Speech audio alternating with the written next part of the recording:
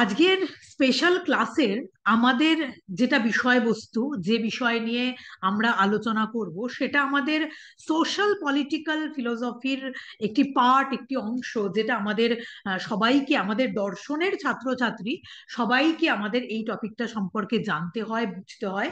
কিন্তু আমি আজকে এটা বলবো যে শুধু দর্শনের ছাত্রছাত্রী নয়, প্রত্যেকটি বর্তমান যুগের প্রত্যেকটি ছেলে মেয়েকে এই বিষয়গুলো ভালো করে জানা উচিত এবং এই বিষয়টি ভালো করে বোঝা উচিত। এবং সেটা হলো কিন্তু পরিবার, সেটা হচ্ছে ফ্যামিলি, এবং সেই পরিবারের গুরুত্ব এবং মাহাত্ম্য। এই জন্য আজকের ক্লাসের আমাদের টপিক হচ্ছে ফ্যামিলি অ্যান্ড ম্যারেজ সিস্টেম, অর্থাৎ পরিবার এবং বিবাহ। এই দুটি শব্দ কিন্তু একে অপরের সঙ্গে ওতপ্রোতভাবে কিন্তু জড়িত।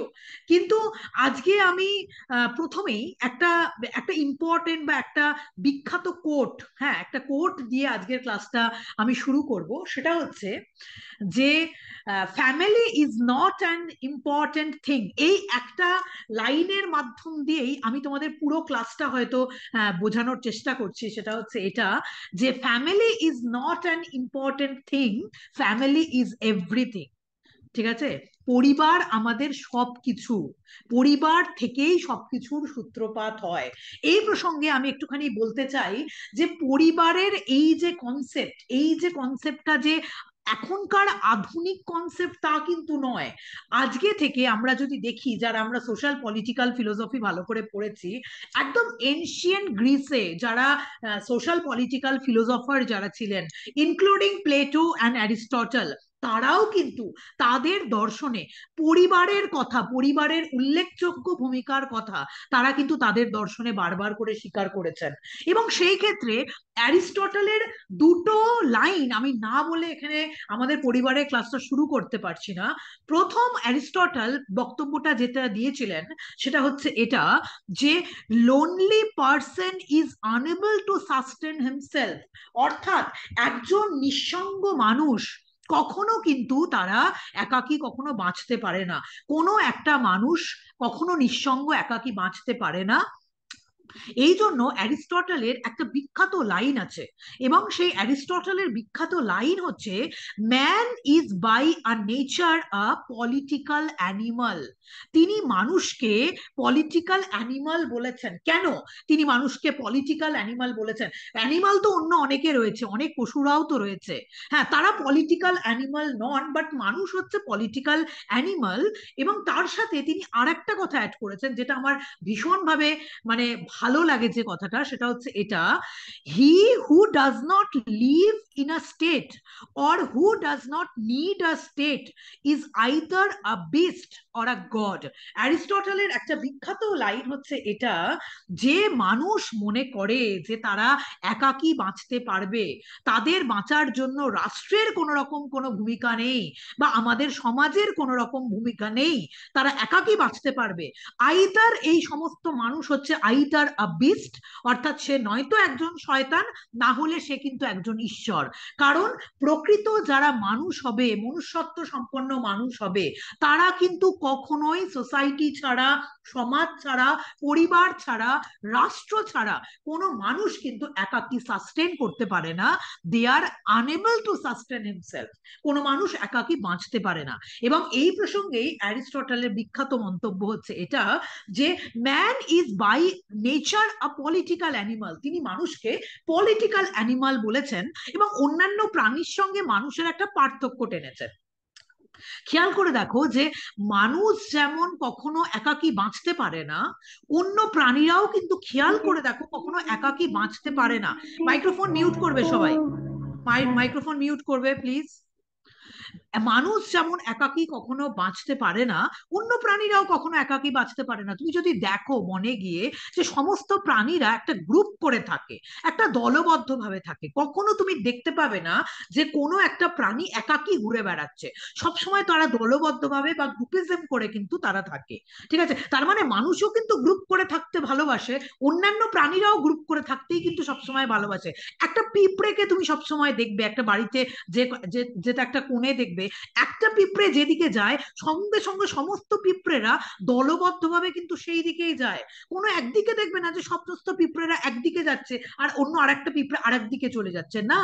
সবসময় মানুষ কিন্তু গ্রুপ করে থাকে, অন্যান্য প্রাণীরাও কিন্তু গ্রুপ করে থাকে। কিন্তু মানুষের সঙ্গে অন্যান্য প্রাণীদের পার্থক্য হচ্ছে এটা, যেটা অ্যারিস্টটল যে পার্থক্যটা আইডেন্টিফাই করেছেন, সেটা অন্য প্রাণীদের ক্ষেত্রে তিনি বলেছেন they have no aim in life beyond just survival. অর্থাৎ অন্য প্রাণীরা শুধুমাত্র সার্ভাইভ করার জন্য বাঁচে, তাদের কাজ হচ্ছে সার্ভাইভ করা।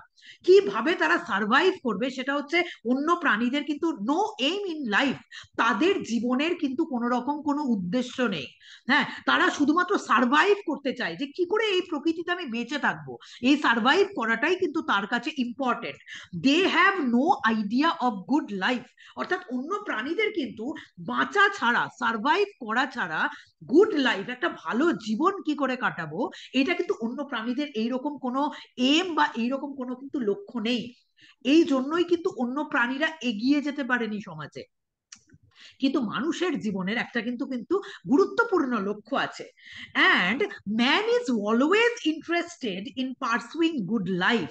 অর্থাৎ মানুষ কিন্তু সবসময় অন্য প্রাণীদের থেকে মানুষকে আলাদা অ্যারিস্টটল এই কারণে করেছেন যে মানুষ কিন্তু সবসময় একটা গুড লাইফ পার্সিউ করতে চায়। এবং এই গুড লাইফ, একটা ভালো জীবন পার্সিউ করার জন্য কোনো মানুষ কিন্তু একাকী, একা বেঁচে, একা নিজের স্বার্থের কথা ভেবে কিন্তু একটা ভালো লাইফ কখনো পার্সিউ করতে পারে না। এবং তার জন্য যেটা প্রয়োজন, সেটা অ্যারিস্টটল বা প্লেটো যেটা বলেছেন, সেটা হচ্ছে স্টেটের কনসেপ্ট বা রাষ্ট্রের কনসেপ্ট। রাষ্ট্র ছাড়া মানুষ কিন্তু কখনো থাকতে পারবে না। এবং এই রাষ্ট্রেরই যদি বলো একটা ক্ষুদ্রতম একক, একদম প্রাইমারি এলিমেন্ট যেটা রাষ্ট্রের, হ্যাঁ, যেখান থেকে শুরু হচ্ছে সংঘবদ্ধভাবে থাকার যে মানে গ্রহণযোগ্য, গ্রহণযোগ্যতা যেখান থেকে শুরু হচ্ছে, সেটা কিন্তু পরিবার, এবং সেটা হচ্ছে ফ্যামিলি। একটু আগে যেটা বললাম না, যে family is not an important thing, it is everything.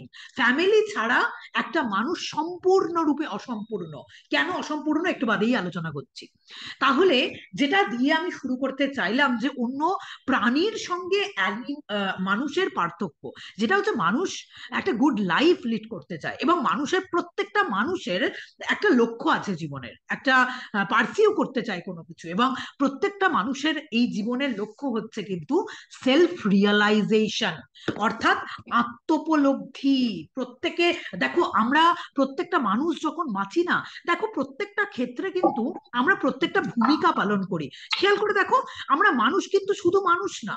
হ্যাঁ, সমাজের পরিপ্রেক্ষিতে আমি এই মুহূর্তে তোমাদের টিচার, আর একটা মুহূর্তে আমি কিন্তু অন্য কারো স্টুডেন্ট। তুমি ভেবে দেখো।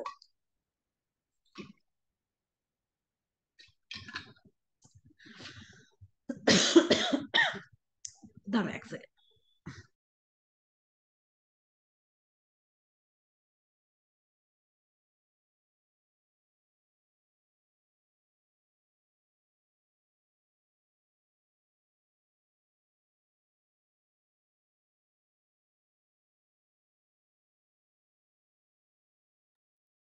আচ্ছা, যেটা আলোচনা করছিলাম সেটা হচ্ছে, আমরা যখন মানুষ, যখন এই সমাজে বাস করি, খেয়াল করে দেখো, আমরা মানুষরা কিন্তু বিভিন্ন রকম ডিউটি সবসময় পালন করে চলেছি।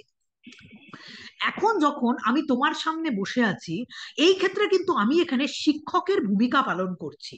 একটু বাদে যখন আমি ক্লাস নিয়ে উঠে যাব, যখন আমি আমার মেয়েদের সঙ্গে কথা বলবো, সেখানে কিন্তু আমি একটা মায়ের ভূমিকা পালন করছি। ঠিক আছে? যখন আমি বাড়ির অন্য কারোর সঙ্গে কথা বলবো, বা আমি আমার মা বাবার সঙ্গে কথা বলবো, সেখানে কিন্তু আমি একটি মেয়ের ভূমিকা পালন করছি।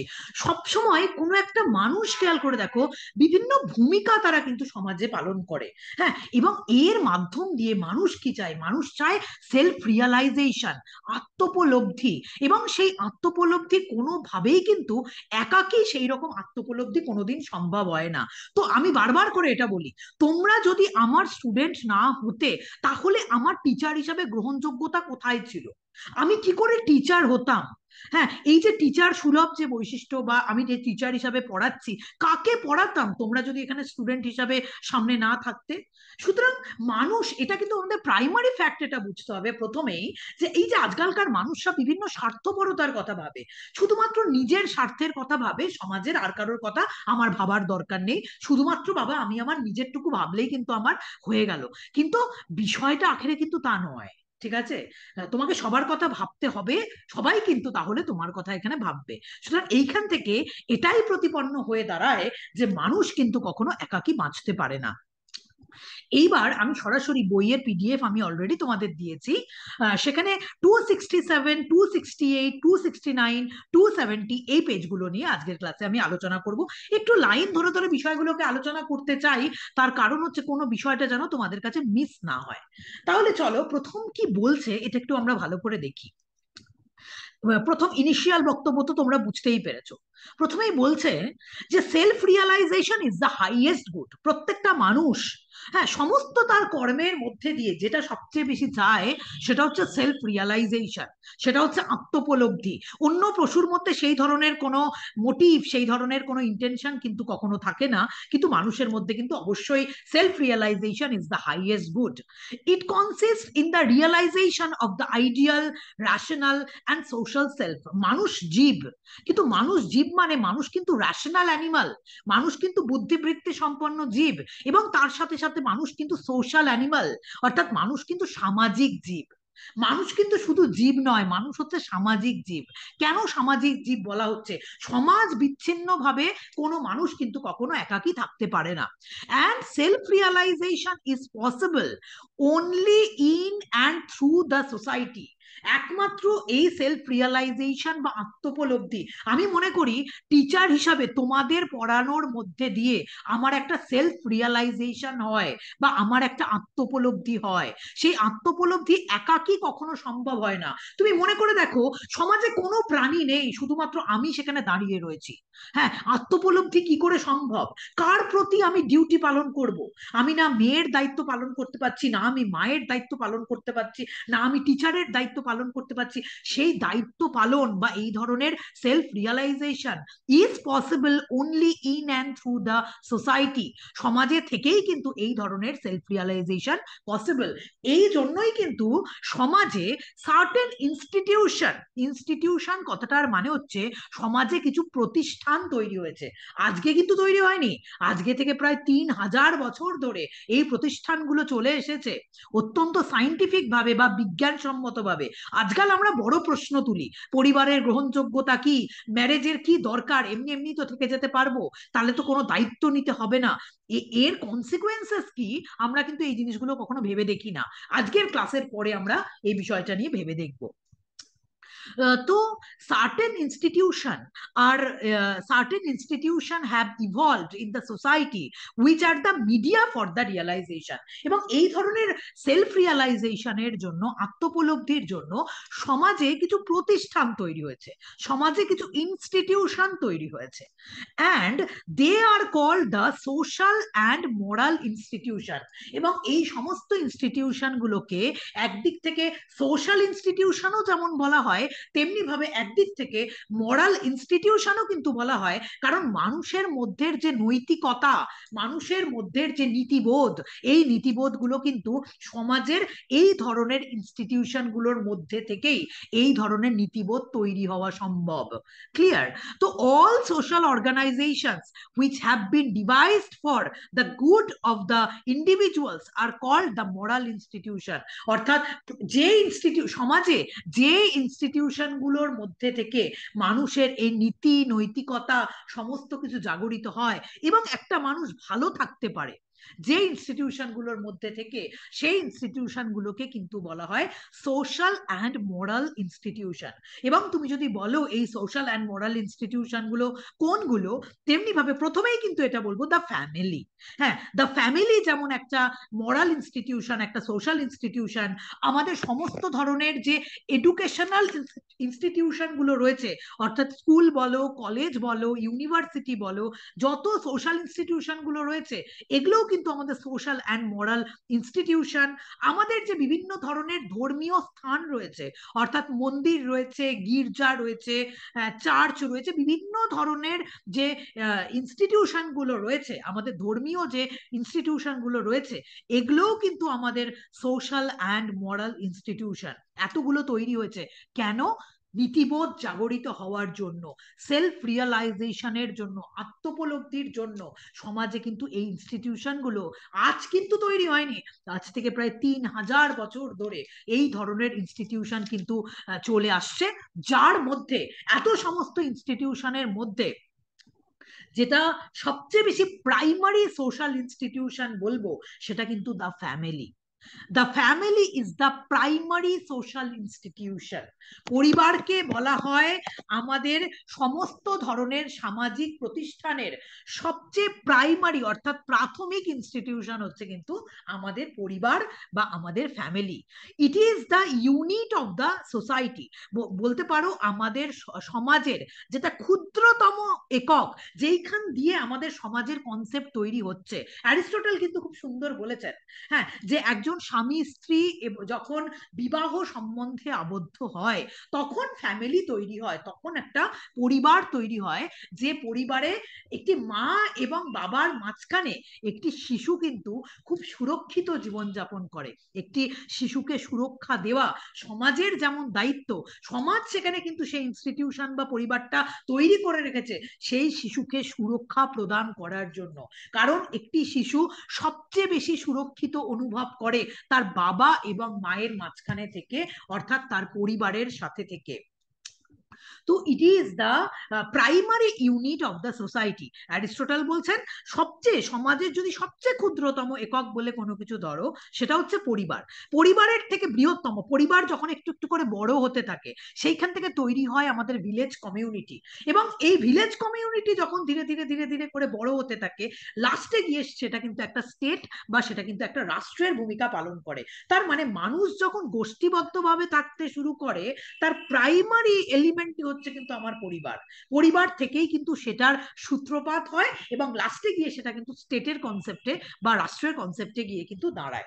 তো it is the unit, it is the unit of the society.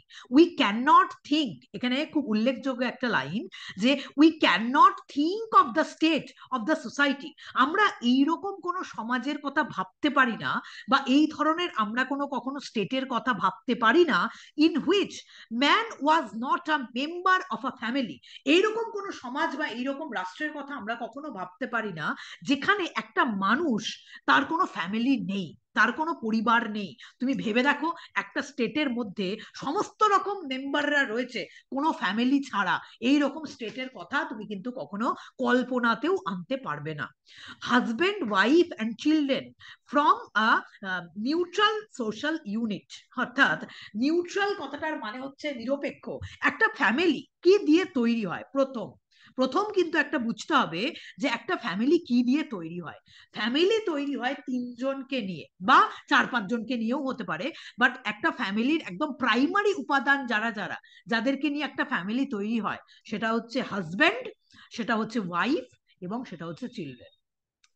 স্বামী স্ত্রী এবং তার সন্তান, এই 3জনকে নিয়ে কিন্তু, সেই সন্তান একটা হতে পারে বা সেইটা সন্তান দুটো হতে পারে, সেটাকে নিয়ে কিন্তু প্রথম তৈরি হয় একটা নিউট্রাল সোশ্যাল ইউনিট। নিউট্রাল, নিরপেক্ষ সোশ্যাল ইউনিট তৈরি হয়, যেখানে কোনো চাওয়া পাওয়ার উপরে সম্পর্ক নির্ভর করে না। বাচ্চার সঙ্গে তার বাবা মায়ের কোনো চাওয়া পাওয়ার সম্পর্ক নেই। নিঃশর্ত ভাবে বাবা মা কিন্তু তার সন্তানকে ভালোবাসে, তার সন্তানও কিন্তু তার বাবা মাকে নিঃশর্ত ভাবে ভালোবাসে। তার মধ্যে কোনো শর্ত, এটা এমন এক ধরনের সম্পর্ক যে সম্পর্কের মধ্যে কোনো শর্ত থাকে না। ঠিক আছে, অন্য অনেক সম্পর্ক যেখানে তৈরি হয় বিভিন্ন শর্তের উপরে ডিপেন্ড করে তৈরি হয়, কিন্তু বাবা মায়ের সঙ্গে তার সন্তানের যে সম্বন্ধ, সেই সম্বন্ধ কিন্তু কোনো শর্তের ওপর নির্ভর করে না। হ্যাঁ, বিশেষ করে বাবার তো রয়েছে, মায়ের সাথে যে সন্তানের সম্পর্ক, এই সন্তানের সম্পর্ক কিন্তু কোনো শর্তের উপরে কোনো ডিপেন্ড করে না কখনো। So husband wife and children form a neutral social unit, the earliest forms of a group life. Early people, যারা সমাজের আদিম মানুষ ছিল, তারা তখন হয়তো পরিবার তৈরি করতে পারেনি। সেই আদিম মানুষরাও কিন্তু আত্মীয়তার বেসিসে, হ্যাঁ, তারা কিন্তু গ্রুপ, ছোট ছোট ছোট ছোট তারা গ্রুপ তৈরি করেই কিন্তু সবসময় থাকতে কিন্তু ভালোবাসতো। আত্মীয়তার সম্বন্ধ, যাদের সঙ্গে আত্মীয়তার সম্বন্ধ আছে তাদের সঙ্গে কিন্তু তারা ছোট ছোট গ্রুপ তৈরি করে থাকতো। সো আগেকার দিন থেকে বর্তমান দিন অবধি, হ্যাঁ, দ্য ফ্যামিলি বেসড অন মোনোগামি। মোনোগামি মানে এক বিবাহ, একটাই বিবাহ, এরও কিন্তু একটা জাস্টিফিকেশন রয়েছে। তুমি যদি এখানে বলো যে না, একটার বদলে আমি 4টে বিবাহ করব, হ্যাঁ, অনেক ক্ষেত্রে অনেক দর্শনে তো সেটা স্বীকৃতও আছে যে না, একটার বদলে 4টে বিবাহ করা, সেখানে কিছু কিছু শর্ত দেওয়া আছে, সেটা আলাদা বিষয়। কিন্তু দ্য ফ্যামিলি বেসড অন মোনোগামি, মোনোগামি কথাটার মানে হচ্ছে এক বিবাহ, is the most secure social institution among civilization nation only। অর্থাৎ এখন অবধি civilized nation today, আজকের দিনে দাঁড়িয়েও আমি বলতে পারি, সমস্ত বিচার বিবেচনা করে, সমস্ত সোশ্যাল পার্সপেক্টিভ বিচার বিবেচনা করে এটা বলা হয় যে এখনো একটা বিবাহ, তার দ্বারা যে আমাদের পরিবার তৈরি হয়, সেই পরিবার হচ্ছে কিন্তু আমাদের মোস্ট সিকিউর প্লেস, যেখানে আমরা খুব নিশ্চিন্তে থাকতে পারি। এবং সেখানে কিন্তু বারবার করে একটি বিবাহের কথাই কিন্তু সেখানে বলা হয়েছে, এবং সেখানে কিন্তু মনোগামী বা এক বিবাহের কথা বলা হয়েছে। হ্যাঁ, কেন 2 বিবাহ নয়, এরও কিন্তু অনেক জাস্টিফিকেশন রয়েছে, যেটা পরবর্তীকালে ধীরে ধীরে প্রকাশ্য। So what is called a family? Family বলতে প্রকৃতভাবে কি বোঝায়?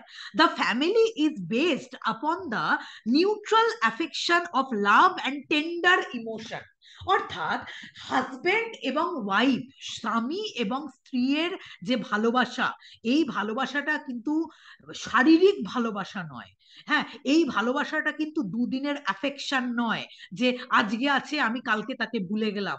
স্বামী স্ত্রীর মধ্যে যে অকৃত্রিম ভালোবাসা, বা স্বামী স্ত্রীর মধ্যে যে লাভ and tender emotion to their child, অর্থাৎ সন্তানের প্রতি যে অপত্য স্নেহ, সেই দিয়েই কিন্তু একটা ফ্যামিলি প্রথম তৈরি হয়। তার মানে একটা ফ্যামিলিতে প্রথম যারা থাকে, সেটা হচ্ছে, তার মধ্যে প্রথম যেটা থাকতে হবে একটা পরিবার তৈরি হতে গেলে, হাজবেন্ড এবং ওয়াইফের মধ্যে ভালোবাসার সম্পর্ক।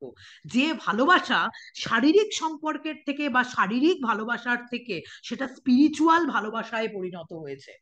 এই রকম নয় যে 2 দিনের ভালোবাসা, 3 দিনের ভালোবাসা, তারপর দিন আমি তাকে ভুলে গেলাম, তা নয়। হাজবেন্ড এবং ওয়াইফের ভালোবাসা এবং সন্তানের প্রতি যে অপত্য স্নেহ, তার দ্বারাই কিন্তু তৈরি হয় একটি পরিবার। So the family is based upon the neutral affection of love and tender emotion.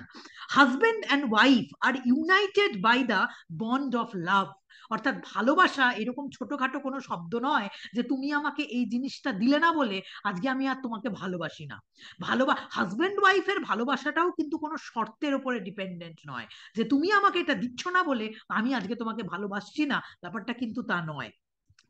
So, husband and wife are united by the bond of love. Parents and children are united by the bond of tender emotion. অর্থাৎ husband মানে বাবা মায়ের সঙ্গে তার সন্তানের যে সম্বন্ধ, এই সম্বন্ধও কিন্তু কোনো রকম কোনো শর্তের ওপরে নির্ভর করে না। এই সম্বন্ধ কিন্তু কারোর সাথে নির্ভর করে তার স্নেহ, তার ভালোবাসা। সত্যি সত্যি একটি মা বা একটি বাবা যখন তার সন্তানকে ভালোবাসেন, সেই সন্তান কি সবসময় কি তারা এটা চান যে সন্তানরাও আমাকে দেখবে বলে আজ আমি আমার সন্তানকে লালন পালন করছি? না, সন্তানের প্রতি কিন্তু তার কোনো চাওয়া পাওয়া থাকে না। হাজবেন্ড ওয়াইফের মধ্যেও যেমন কোনো চাওয়া পাওয়া থাকবে না, তেমনি সন্তানের প্রতি তার যে স্নেহ, তার যে অপত্য স্নেহ, তার মধ্যেও কিন্তু কোনো রকম কোনো চাওয়া পাওয়ার সম্বন্ধ থাকবে না। This emotions are based on instinct. The children are protected by their natural guardian. এইখানে খুব ইম্পর্টেন্ট একটা শব্দ, সেটা হচ্ছে ন্যাচারাল গার্জেন। গার্জেন সবাই হতে পারে না, অনেক ম্যানমেড গার্জেনও হয়, আবার ন্যাচারাল গার্জেন হয়। এবং ন্যাচারাল গার্জেন একটা সন্তানের কাছে, তার ন্যাচারাল গার্জেন হচ্ছে তার বায়োলজিক্যাল যে ফাদার এবং বায়োলজিক্যাল যে মাদার রয়েছে, তারাই হচ্ছে কিন্তু তার ন্যাচারাল গার্জেন। ন্যাচারাল গার্জেন প্রকৃতিগত ভাবেই তারা কিন্তু সেখানে পিতা এবং মাতা, পরবর্তীকালে ম্যানমেড পিতা মাতা তারা নয়। তারা natural guardian. So the children are protected. একটা বাচ্চা যখন জন্মগ্রহণ করে, সে সবচেয়ে বেশি প্রোটেকশন কার কাছে পায়? তার বাবা এবং মায়ের মাঝখানে থেকেই সে কিন্তু সবসময় প্রোটেকশন পায়। একা বাবা বা একা মা কখনো এই দায়িত্ব পালন করতে পারে না। হ্যাঁ, আমরা হয়তো চেষ্টা করি আজকালকার দিনে দাঁড়িয়ে, অনেক অনেক সমাজের যে অবক্ষয়, তার ফলে অনেক সময় সিঙ্গেল মাদার, সিঙ্গেল ফাদার, হ্যাঁ, এই কনসেপ্ট এসছে যে আমি আমার সন্তানের বাবা, আমি আমার সন্তানের মা। হ্যাঁ, দুটো ভূমিকায় আমি এখানে পালন করছি না। দুটো ভূমিকা কেউ একজন পালন করতে পারে না। মায়ের একটা স্বতন্ত্র আলাদা ভূমিকা রয়েছে, বাবার একটা স্বতন্ত্র আলাদা ভূমিকা রয়েছে। দে আর ন্যাচারাল গার্জিয়ান। তাদের আলাদা আলাদা দায়িত্ব রয়েছে এবং আলাদা আলাদা, ওই যে প্লেটো এবং অ্যারিস্টটলই মনে হয় তার সোশ্যাল পলিটিক্যাল ফিলোসফি পড়াতে গিয়ে তিনি এটা বলেছেন, একটা মানুষ সব কাজ করতে পারে না, এটা তার দ্বারা সম্ভব হয় না। যে শারীরিক পরিশ্রম করে সে মানসিক পরিশ্রম করতে পারবে না। হ্যাঁ, মানসিক পরিশ্রম অর্থাৎ ইন্টালেকচুয়াল চিন্তা ভাবনা করার ক্ষমতা বা সময় তার থাকবে না। অর্থাৎ প্রত্যেকটা মানুষের জন্য আলাদা আলাদা দায়িত্ব কর্তব্য ভাগ করা আছে। হ্যাঁ, যারা কায়িক পরিশ্রম করবে, যারা শারীরিক পরিশ্রম করবে তারা শারীরিক পরিশ্রম দেবে, আর যারা মানসিক পরিশ্রম করবে তারা শারীরিক পরিশ্রম করবে না, তারা কিন্তু তার ইন্টেলেকচুয়াল অ্যাক্টিভিটি কিন্তু তারা করবে। সুতরাং একটা মানুষ যদি মনে করে, এটা এখন সবচেয়ে বেশি আমাদের এগুলো বলা হয়, ছোটবেলা থেকে আমাদের এটা বলা হয় সবকিছু করতে শেখো। না, একটা মানুষ কখনো সবকিছু করতে পারে না। ঠিক আছে, তার নির্দিষ্ট কিছু ন্যাচারাল ইনস্টিংক্ট রয়েছে, তার কিছু প্রবৃত্তি রয়েছে, সেই প্রবৃত্তি অনুযায়ী সে কাজ করে। প্রত্যেকটা মানুষের শারীরিক কাঠামো, মানসিক কাঠামো কিন্তু আলাদা আলাদা হয়। তুমি যদি আমার কাজ করতে বলো, আমি পারবো না। সব মানুষ সবকিছুর জন্য উপযুক্ত নয়। দে আর নট কেপেবল, তারা কখনোই উপযুক্ত নয়। সুতরাং আমরা যদি বর্তমানে, এখন বর্তমান পরিপ্রেক্ষিতে দাঁড়িয়ে আমাদের এটা বলতে হয়, অনেক সময় এটা বলতে হয় যে আমি সিঙ্গেল মাদার বা আমি সিঙ্গেল ফাদার, হ্যাঁ, আমি আমার বাবা মা সবের দায়িত্ব আমি একা আমার সন্তানের প্রতি পালন করছি। না, সেটা কিন্তু কোনোদিনই সত্যি সত্যি সম্ভব হয় না। বিকজ দ্য চিলড্রেন আর, এবং একটা বাচ্চা বাবা এবং মায়ের মাঝখানে থেকে যে প্রোটেকশন, হ্যাঁ, যে সে অনুভব করে, হ্যাঁ, যে মানে মানে যে শান্তি সে অনুভব করে, এই শান্তি বলে যে একটা পরিবার হচ্ছে একটা পৃথিবীর মধ্যে একটা স্বর্গসুখের একটা জায়গা। পরিবারের মধ্যে থেকে মানুষ কিন্তু তার স্বর্গসুখ লাভ করতে পারে। এই স্বর্গসুখ অন্য কোনো ভাবে লাভ করা যায় না। একটা প্রপার যদি কারোর ফ্যামিলি থাকে, একটা সুখী গার্হস্থ্য জীবন কারোর যদি থাকে, তার মধ্যে থেকে মানুষ কিন্তু একটা স্বর্গসুখ কিন্তু তার মধ্যে থেকেই সে লাভ করতে পারে। So the children are protected by their natural guardian, manmade guardian নয়, ন্যাচারাল গার্জেন। হ্যাঁ, parents take care of them. Parents প্রথম থেকে তার সন্তানকে এখানে টেক কেয়ার করবে। গিভ দেম ফুড, হ্যাঁ, তাকে উপযুক্ত খাবার দেবে।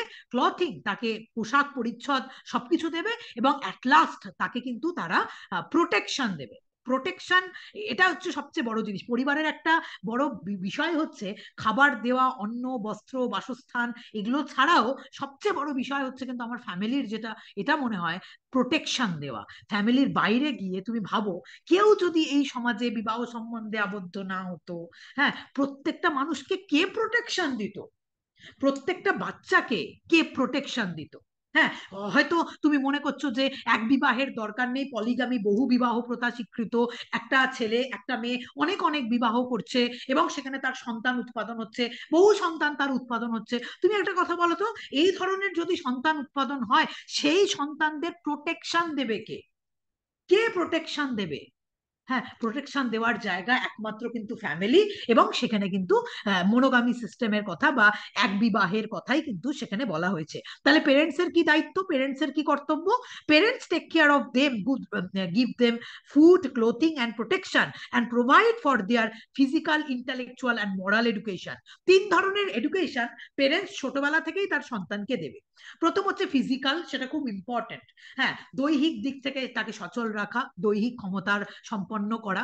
ইন্টালেকচুয়াল, মানে ইন্টালেকচুয়াল ডেভেলপমেন্ট, যেটা একটা পরিবারের থেকে মা বাবা যত শিক্ষিত হয়, বা আজকালকার দিনে এটা বলা হয়, কেন বলা হয় তারও জাস্টিফিকেশন আছে, যে একটা পরিবারের যে যিনি মাদার হন, যিনি মা হন, তাকে সবচেয়ে বেশি শিক্ষিত হওয়া প্রয়োজন।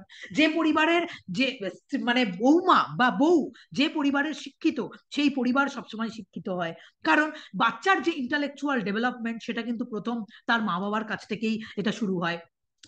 এবং যে কোনো ধরনের নীতি নৈতিকতা বা মোরাল এডুকেশন, একটা বাচ্চাকে যে মোরালিটি শেখানো, নৈতিকতা শেখানো, যে সমাজের মধ্যে বসবাস করে কি করা উচিত এবং কি করা উচিত নয়, এটাও মা বাবাই গিয়ে প্রথম কিন্তু তার সন্তানকে পরিবারের মধ্যে থেকে সেটা শেখান। And during the prolong period of human childhood, এবং প্রলং পিরিয়ড অফ টাইম ধরে, হ্যাঁ, the parents are the natural guardian, এবং দীর্ঘদিন ধরে পেরেন্টসই কিন্তু তার একটা সন্তানের, একটা বাচ্চার ক্ষেত্রে তার ন্যাচারাল গার্জিয়ান হিসেবে তারাই কিন্তু এখানে থাকে। দ্য ফ্যামিলি, আমরা তো তাহলে এটা বুঝলাম যে the family is the school of moral education, যেখান থেকে নৈতিকতার প্রথম পাঠ পড়ানো হয় একটি বাচ্চাকে তার পরিবারের মধ্যে থেকে। সত্যিই যদি পরিবার না থাকতো, সেই বাচ্চাটা কোথায় প্রোটেকশন পেত? সেই বাচ্চাটা তার মরাল ডেভেলপমেন্ট, তার ইন্টেলেকচুয়াল ডেভেলপমেন্ট কার দ্বারা হতো?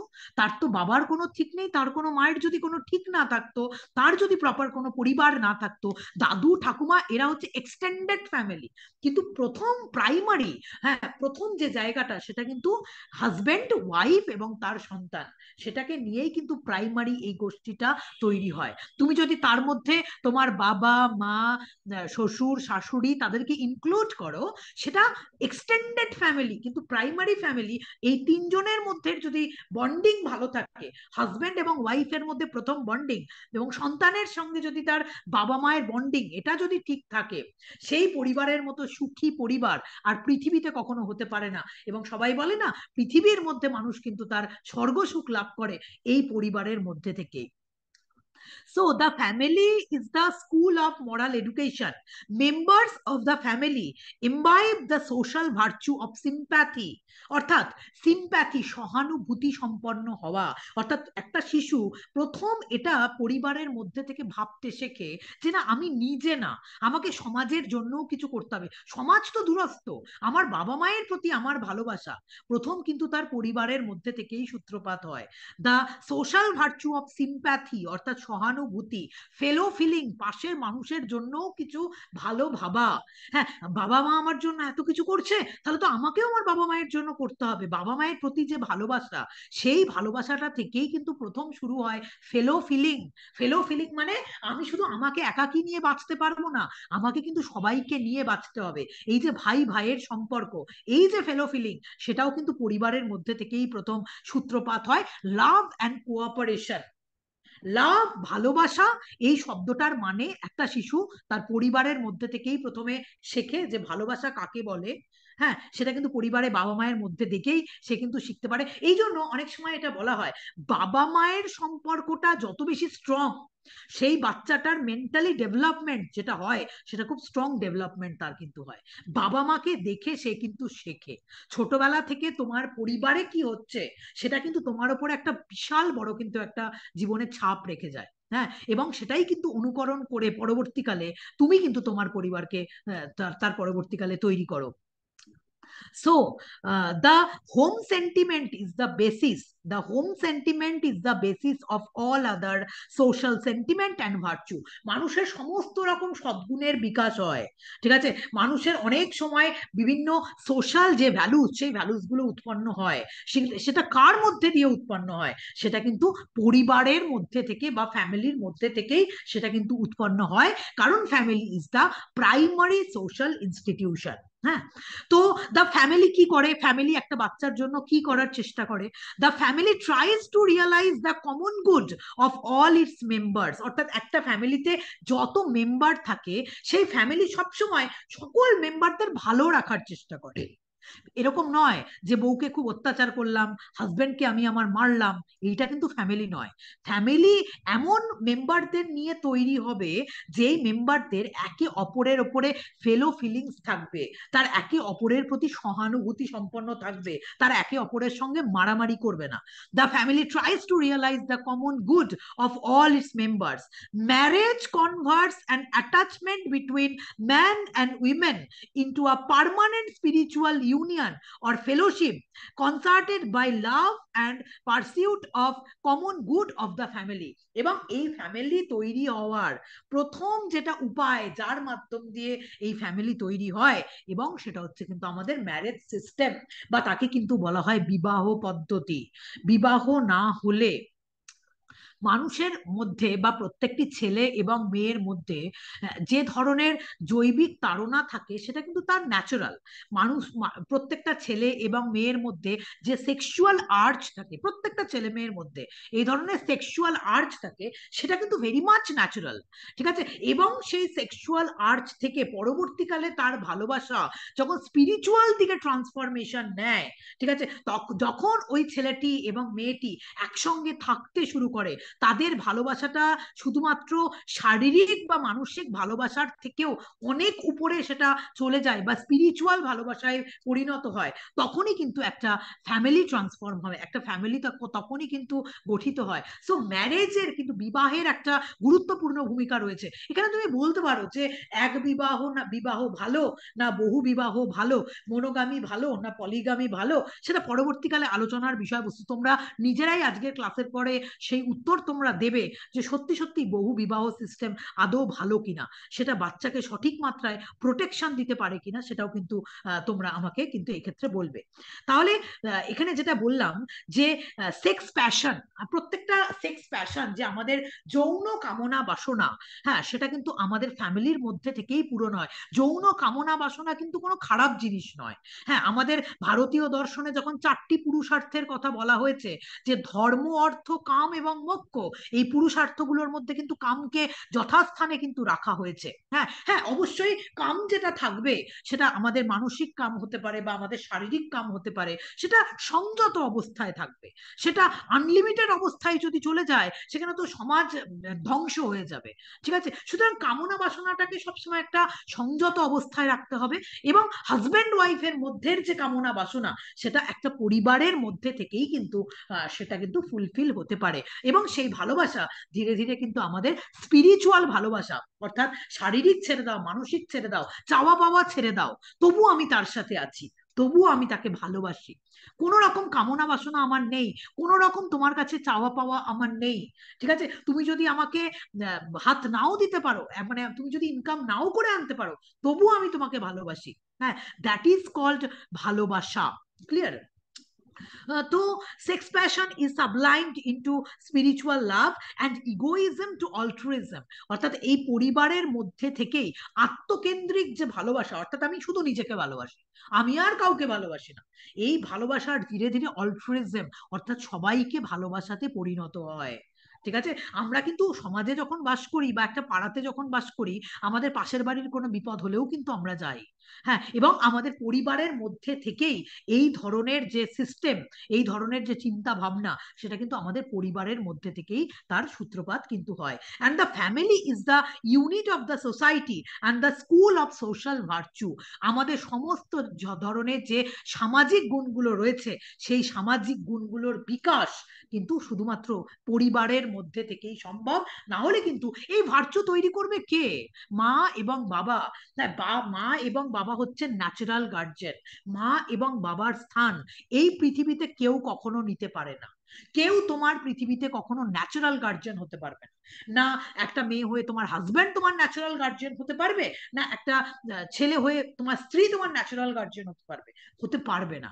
বাবা এবং মায়ের মতো ভালোবাসা হয়তোবা হয়তোবা ক্ষেত্র বিশেষে, আমি বলছি কিন্তু দু একটা ক্ষেত্রতে সেটা হয়তো আলাদা হয়ে গেছে কোনো কারণে, তার মানে কিন্তু এটা নয় যে পরিবার নেই, বাবা মা ভীষণ বাজে, বাবা মায়ের কনসেপ্ট বাজে, এগুলো কিন্তু একদম তা কিন্তু না।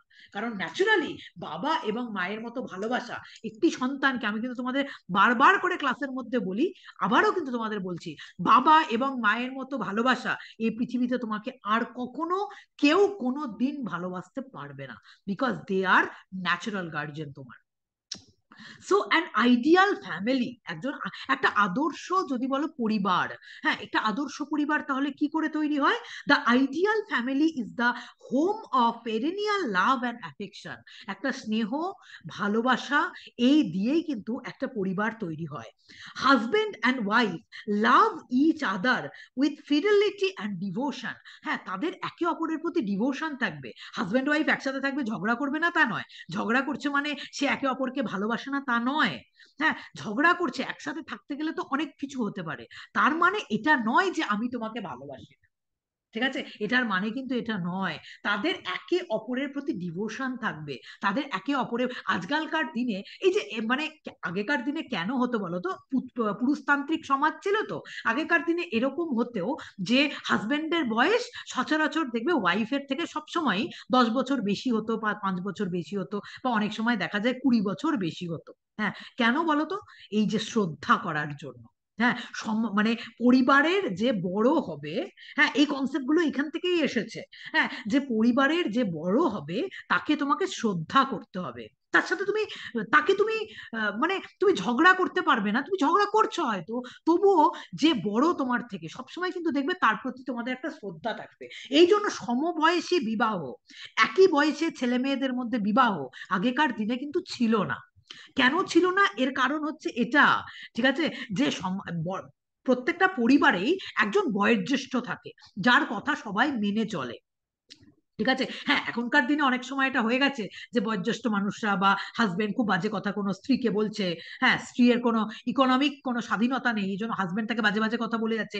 এগুলো ক্ষেত্র বিশেষে আলাদা, কিন্তু একটা আদর্শ পরিবার যেখানে হবে, সেখানে হাজবেন্ডের প্রতি স্ত্রীর যেমন রেসপেক্ট থাকবে, স্ত্রীর প্রতি হাজবেন্ডেরও কিন্তু তোমার ইকুয়ালি রেসপেক্ট কিন্তু সেখানে থাকবে। And their love is enabled and purified by their deep affection for children. অনেক সময় বলে না, আমি আমার সন্তানের জন্য, সন্তানের প্রতি যে অপত্য স্নেহ, একটা সন্তান কার দ্বারা উৎপন্ন হয়? মা এবং বাবা একত্রিত ভাবে তার তো সন্তানকে, তো মানে সন্তান হচ্ছে কার দ্বারা? তার মা এবং বাবার দ্বারা। হ্যাঁ, এবং ওই সন্তান হচ্ছে একটা যোগসূত্র। হ্যাঁ, বাবা এবং মা ছিন্ন হয়ে যেতে পারছে না, কারণ মাঝখানে কিন্তু দাঁড়িয়ে আছে তার সন্তান।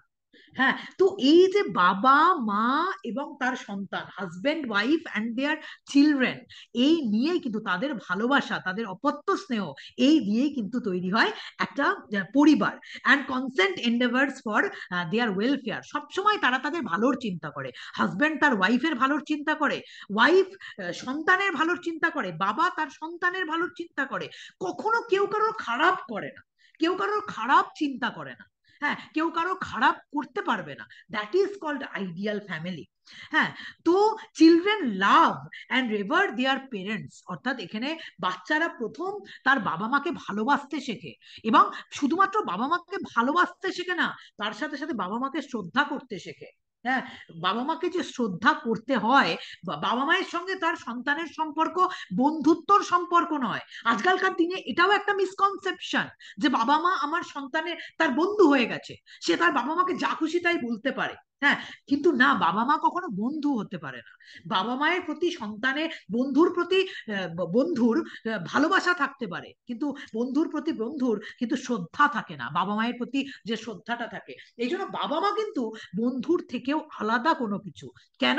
বাবা মা যেমন সন্তানকে অপত্য স্নেহে মানুষ করতে পারে, কার্যক্ষেত্রে সন্তানকে সে কিন্তু মারতেও পারে, সন্তানকে সে কিন্তু ধমকাতেও পারে। হ্যাঁ, বাবা মা কিন্তু সব করতে পারে, বাবা মা কঠোর হতে পারে তার সন্তানের ক্ষেত্রে। এই জন্য সন্তান বাবা মাকে একদিক থেকে যেমন ভালোবাসবে, তার সাথে সাথে একদিক থেকে কিন্তু সন্তান তার বাবা মাকে শ্রদ্ধা করবে। হ্যাঁ, বা কোনো কিছু বলার আগে 10 বার চিন্তা করবে, বাবা মায়ের সাথে সে গলা তুলে কথা বলবে না। হ্যাঁ, এটাও কিন্তু পারিবারিক কালচার, এবং এটাই কিন্তু পারিবারিক রীতি। হ্যাঁ, অ্যান্ড ওবে দেয়ার ইনস্ট্রাকশনস, বাবা মা যা বলছে তারা তো জানে যে বাবা মা তার খারাপের কথা কখনো ভাবতে পারবে না, বা এটা ছোটবেলা থেকে বাবা মাকে শেখাতে হবে। তার সন্তানকে তোমাকে ছোটবেলা থেকে এটা বলতে হবে যে বাবা মা কিন্তু কখনো তোমার খারাপ চাইবে না, দুনিয়ার সবাই তোমাকে খারাপ চাইতে পারে। হ্যাঁ, তার সাথে তোমার শর্তের সম্পর্ক হতে পারে, কিন্তু বাবা মায়ের সাথে কিন্তু তোমার কোনো শর্তের সম্পর্ক নয়। বাবা মা যেটা বলবে সেটা তোমাকে ওবে করতে হবে, সেটা তোমাকে মান্যতা দিতে হবে, সেটা শ্রদ্ধা সহকারে তাকে মান্যতা দিতে হবে, তাদের ইনস্ট্রাকশনসকে, and follow their noble examples, অর্থাৎ তারা যা বলছেন, হ্যাঁ, সেটা কিন্তু তাদেরকে মন দিয়ে শুনতে হবে। ঠিক আছে, আমি এটা খুব ফিল করি এখন, যে সত্যি সত্যি বাবা মায়ের প্রতি ভীষণ শ্রদ্ধাবান হওয়া প্রয়োজন। হ্যাঁ, জীবনে যখনই জীবনে চরম বিপদে পড়বে, চরম চরম বিপদে পড়বে, বাবা মা ছাড়া তুমি এই পৃথিবীতে, যাকে তুমি সো কল্ড বন্ধু বলে মনে করো, বেস্ট ফ্রেন্ড বলে মনে করো, যে বাবা মাকে আমি এগুলো বলতে পারি না, বাবা মাকে আমার দরকার নেই, আমার বন্ধুরা আছে।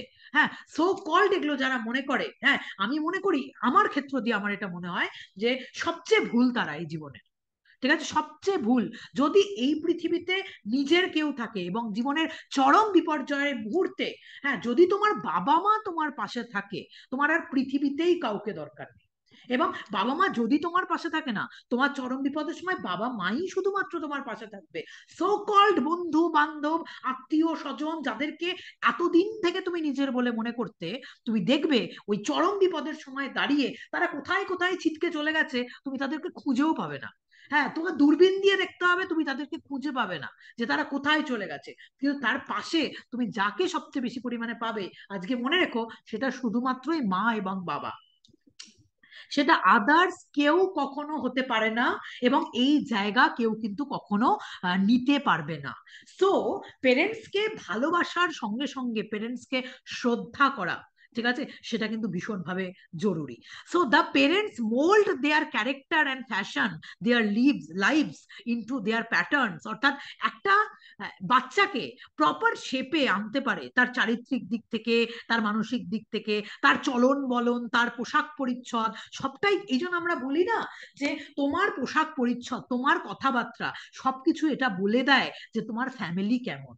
কারণ ফ্যামিলি থেকেই মানুষের এগুলো আসে কিন্তু। ঠিক আছে, সুতরাং তুমি যখন কারোর সাথে কথা বলছো, বা তুমি কি ধরনের পোশাক পরিচ্ছদ পরে আছো, তুমি কিভাবে কোনো মানুষের সাথে ট্রিট করছো, কোনো অচেনা মানুষকে তুমি কিভাবে তার সাথে কথা বলছো, সেটা দেখে বোঝা যায় যে তোমার ফ্যামিলি কেমন, তোমার ব্যাকগ্রাউন্ড কেমন, তুমি বিচার করে নিতে পারবে। কারণ ছোটবেলা থেকে মা বাবা, এক্সটেন্ডেড ফ্যামিলি, দাদু ঠাকুমা, দাদু দিদা, তাদের সাথে থেকেই তো তারা এই স্বভাবটা শিখেছে। হ্যাঁ, তারা কিন্তু ছোটবেলা থেকে এটা অনুকরণ করছে যে তার বাবা তার মায়ের সাথে কিরকম আচরণ করে, তার মা তার বাবার সাথে কিরকম আচরণ করে। আচ্ছা, দাদু ঠাকুমার সঙ্গে মা বাবার সম্পর্কটা কিরকম, ছোটবেলা থেকে এই বিষয়গুলো বাচ্চা অনুকরণ করছে, অনুকরণ করে শিখে সেগুলোকে তারা ভবিষ্যতে প্রয়োগ করছে। ঠিক আছে, কারণ ছোটবেলা থেকে, জন্মের মুহূর্ত থেকে একটা বাচ্চা কিন্তু তার পরিবারের সাথে ভালো হয়, মানে পরিবারের সাথে সে বড় হয়। সুতরাং পরিবারকে কতটা স্ট্রং ভূমিকা পালন করতে হয় এটা বুঝতে পেরেছো? বাবা মাকে কতটা কৃচ্ছ সাধন করতে হয়, কত ধরনের, বাবা মায়ের মধ্যেও তো অনেক ধরনের অন্য কামনা বাসনা থাকতে পারে, কিন্তু একটা সন্তানের কথা ভেবে, একটা সন্তানের ভবিষ্যতের কথা ভেবে দেখো, একটা সন্তানই কিন্তু দেশের ভবিষ্যৎ। হ্যাঁ, প্রত্যেকটা ফ্যামিলি যদি এটা ভাবতে শুরু করে, তাহলেই কিন্তু সেটা সবচেয়ে সঠিক। হ্যাঁ, আমার সন্তান আমার দেশের ভবিষ্যৎ, প্রত্যেকটা ফ্যামিলির যে প্রত্যেকটা সন্তান সে দেশের ভবিষ্যৎ। তার মানে তার ফ্যামিলি বন্ড যদি ভালো না হয়, ফ্যামিলি যদি তার স্ট্রং না হয়, সেই বাচ্চাটা কোন দিকে যাবে?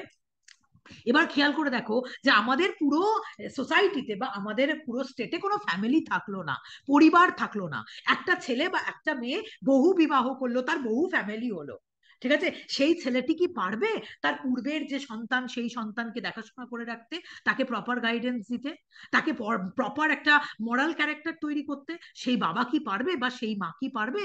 সে পারবে না কিন্তু।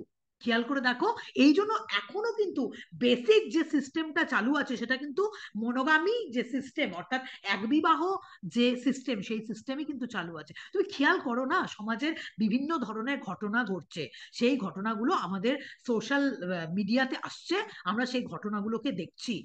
ঠিক আছে, সেই ঘটনাগুলোকে আমি দেখছি। তুমি খেয়াল করে দেখবে, এগুলো সাইকোলজি নিয়ে তো তোমরা পড়ো, এগুলো নিয়ে ভাবার মতো অবশ্য বিষয়, যে একটা সন্তান, দুটো সন্তানকে তুমি পাশাপাশি রাখো। হ্যাঁ, আমি আগের দিনেও কোন একটা ক্লাসে এটা আলোচনা করেছিলাম, দুটো সন্তানকে পাশাপাশি রাখো, একজন সিঙ্গেল প্যারেন্টের দ্বারা মানুষ হচ্ছে, আর একজন শুধুমাত্র বাবা মায়ের দ্বারা মানুষ হচ্ছে। তুমি দুটো, তুমি যদি পরীক্ষা নিরীক্ষা করো তাদের ওপর, কোনো একটা এক্সপেরিমেন্ট করো, তুমি 50টা বাচ্চাকে নাও, 25টা বাচ্চা হচ্ছে বাবা এবং মায়ের মাঝখানে মানুষ হয়েছে, আর 25টা বাচ্চা শুধু বাবা মায়ের, বাবার কাছে মানুষ হয়েছে, বা শুধু মায়ের কাছে মানুষ হয়েছে, সিঙ্গেল প্যারেন্টের হাতে মানুষ হয়েছে। ঠিক আছে, তুমি দেখবে তার চলন বলন কথাবার্তা সব আলাদা, তার থিঙ্কিং অনেক আলাদা। কারণ তুমি দেখবে যে ওই সিঙ্গেল প্যারেন্টের হাতে মানুষ হয়েছে, তার যে মানে লেভেল অফ থিঙ্কিং, বা তার যে ডেভেলপমেন্ট, তার যে ম্যাচিউরিটি, সেই ম্যাচিউরিটি এক্সট্রিম লেভেলের ম্যাচিউরিটি। অদ্ভুত ভাবে সে হয়তো একটা 30 বছর বয়সী বা একটা 40 বছর বয়সী বয়স্ক লোকের মতো সে কথা বলছে, আমি এটা দেখেছি, দেখেছি বলে আমি তোমাকে বলছি। কিন্তু একটা বাচ্চা, হ্যাঁ, একটা 10 বছরের বাচ্চা একটা গেদো বাচ্চা হয়ে পরিণত হয়ে আছে বাবা মায়ের মাঝখানে থেকে। ঠিক আছে, এটাই তো বাচ্চার প্রকৃত ধর্ম। বাচ্চা বাচ্চাই থাকবে। বাচ্চা কেন ছোটবেলায় বড়দের মতো কথা বলবে? সেটা তো বলা কখনো কাম্য নয়, বা সেটা বলা তো কখনো উচিত নয়। তুমি যদি এই পরীক্ষা নিরীক্ষা গুলো করো, তখন তুমি এটা বুঝতে পারবে যে পলিগামি হলে ভালো হতো, না মনোগামি হলে ভালো হতো, বাচ্চা সিঙ্গেল প্যারেন্টের হাতে মানুষ হবে, না বাচ্চা ধরো তার বাবা মা, এই বাবা এবং মায়ের মাঝখানে সুরক্ষিত সে একটা জীবনযাপন করবে ছোটবেলা থেকে। হ্যাঁ, এবং এই সুরক্ষা, এই প্রোটেকশন না তাকে ভবিষ্যতে অদ্ভুত একটা ইন্টালেকচুয়াল ক্যাপাবিলিটি সম্পন্ন একটা মানুষ কিন্তু তাকে পরিণত করে। কিন্তু ছোটবেলাতে আমার সত্যি সত্যি এটা মনে হয় যে ছোটবেলাতে ছোট থাকাই ভালো। ছোটবেলাতে বড় বড় কথা বলার কোনো মানে হয় না। বড় হওয়ার জন্য অনেক সময় পড়ে আছে। কত বড় হবে, দুশ্চিন্তা করবে, স্ট্রেস নেবে, টেনশন নেবে, বড় হবে, রাতে ঘুম হবে না। এখন আমার বাচ্চাকে পাশে শুয়ে যখন দেখি যে ঘুমাচ্ছে, আমার মনে হয় কত শান্তি, কত আরাম। যতদিন বাবা মায়ের মাঝখানে থেকে ওরা এই শান্তির ঘুম ঘুমোতে পারবে ততদিনই ভালো। যখন এই স্ট্রেস টেনশন শুরু হয়ে যাবে, হ্যাঁ, তখনই তো জীবনটা অন্যরকম হয়ে যাবে। সুতরাং বড় হওয়ার অনেক সময় পড়ে আছে, কত তুমি বড় হবে, ঠিক আছে? কিন্তু ছোটবেলায় বাচ্চা কিন্তু তার পরিবারের মধ্যে থেকেই সুখ শান্তিতে সুন্দরভাবে তার চারিত্রিক গঠন, তার মানসিক গঠন, তার মরাল ক্যারেক্টার, নৈতিকতা, ঠিক আছে, তার পরিবারের মধ্যে থেকেই কিন্তু প্রথম শুরু হয়। এবং ব্রাদার এবং সিস্টার, ভাই বোনের যে ভালোবাসা বা বোন বোনের যে ভালোবাসা, যে বড়জন সবসময় একটা দায়িত্বপূর্ণ হয়ে যায়। আমি দেখেছি যে আমার ছোট মেয়ে হয়ে যাওয়ার পর বড় মেয়ের যে দায়িত্ব ছোটটার প্রতি, তাকে কেয়ার করে রাখা। তারা কি লড়াই করছে না, তারা সারাদিন ঝগড়া করছে, তারা সারাদিন মারামারি করছে, তারা সারাদিন লড়াই করছে, কিন্তু আমি খেয়াল করে দেখেছি অনেক সময়, আমি এটা আড়ালে গিয়ে দেখেছি, অ্যাবসেন্ট হয়ে দেখেছি, দূর থেকে দেখেছি যে আমি নেই সেই সময় সে তার বোনকে কতটা কেয়ার করে রাখছে, হ্যাঁ, কতটা তাকে আগলে রাখছে সেটা। এবং তার বোন, তার আবদারের জায়গায় হচ্ছে তার দিদি, মাকে ছাড়া, ঠিক আছে? মা যখন আসছে তখন অন্যরকম, মাকে ছাড়া আমি সেখানে দেখছি যে দিদি কতটা বোনকে আগলে রাখছে। এবং এই যে টেন্ডেন্সি, এই যে ভালোবাসা, brother and sisters love for one another, হ্যাঁ, সেগুলো সবই আমাদের পরিবার থেকে শুরু হয়। পরিবার থেকে ধীরে ধীরে ধীরে ধীরে সেটা এক্সটেন্ডেড হয়, সেটা সোসাইটিতে যায়, সেটা স্টেটে যায়। ছোটবেলা থেকে তুমি যদি তোমার বাবা মাকেই না ভালোবাসতে শেখো, বা তোমার ভাই বোনকে, তোমার পরিবারের লোককে যদি ভালোবাসতে না শেখো, তুমি সোসাইটিকে কি সার্ভ করবে, তুমি সোসাইটিকে কি দেবে? সোসাইটি তোমাদের এক্সটেন্ডেড ফ্যামিলি, তোমার প্রাইমারি ফ্যামিলিকে তুমি যদি ভালোবাসতে না পারো, এক্সটেন্ডেড ফ্যামিলির জন্য তুমি কোনোদিনই কিছু করতে পারবে না। এবং ফার্দার স্টেটের জন্য, রাষ্ট্রের জন্য কিন্তু কোনো কিছু করা তোমার পক্ষে সম্ভব হবে না। So, brother and sisters love for one another and adjust their need to one another. এইটা খুব ইম্পর্টেন্ট, অ্যাডজাস্ট করে নেওয়া, ভাগাভাগি করে খাওয়া। ঠিক আছে, আমার কাছে একটা ডিম আছে, দুটো ডিম নেই দুজনকে দেওয়ার মতো, একটা ডিম আছে, তাহলে সেই একটা ডিমকে আমি একা খেয়ে নেব না, সেই একটা ডিমকে আমাকে কিন্তু ভাগ করে খেতে হবে। নাহলে আমাদের চারজন, বাবা মা, সবার মধ্যে সেটাকে ভাগ করে খেতে হবে। এই যে অ্যাডজাস্ট করার যে পাওয়ার, অ্যাডজাস্ট করার যে ক্ষমতা, সেই ক্ষমতা পরিবারের মধ্যে থেকেই প্রথমে তার সূত্রপাত হয়। হ্যাঁ, বাড়িতে চারজন মেম্বার আছি, আমি একা একা খেয়ে নেব না, আমি চারজনের মধ্যে ভাগ করেই কিন্তু, এইটুকু জিনিস তোমার থাকতে পারে, হ্যাঁ, একটা চকলেটের এইটুকু অংশ তোমার থাকতে পারে, কিন্তু এই অংশটুকুকেও চারটে ভাগে কিন্তু ভাগ করে খাওয়া যায়, ঠিক আছে? এই এই যে এই যে তোমার অ্যাডজাস্টমেন্ট পাওয়ার, সেটা কিন্তু পরিবারের মধ্যে থেকে এই সূত্রপাত কিন্তু তার হয়। And sacrifice their self interest, সবসময় যে বিষয় আমার ভালো লাগছে, হ্যাঁ, সবসময় আমি তাকে পাবো না। আমি অনেক কিছু কামনা করতে পারি, আমার অনেক কিছু ইচ্ছা হতে পারে, সত্যি সত্যি আমার অনেক কিছু ইচ্ছা হয় করার জন্য, এটা করব, ওটা করব, হ্যাঁ, এটা নেব, হ্যাঁ, কিন্তু না, সব আমার সেলফ ইন্টারেস্টকে অনেক ক্ষেত্রেই সেটাকে স্যাক্রিফাইস করতে হয়। কার জন্য স্যাক্রিফাইস করতে হয়? আমার পরিবারের জন্য স্যাক্রিফাইস করতে হয়। স্যাক্রিফাইস করা সবসময় খারাপ নয়, কখনোই স্যাক্রিফাইস, তুমি যদি সবসময় এটা বলো যে আমি আমার সব নিড পূরণ করব, ঠিক আছে, আমি স্যাক্রিফাইস করব না, তাহলে কিন্তু তুমি পরিবার তৈরি করতে পারবে না কখনো। সো পরিবার কি করে?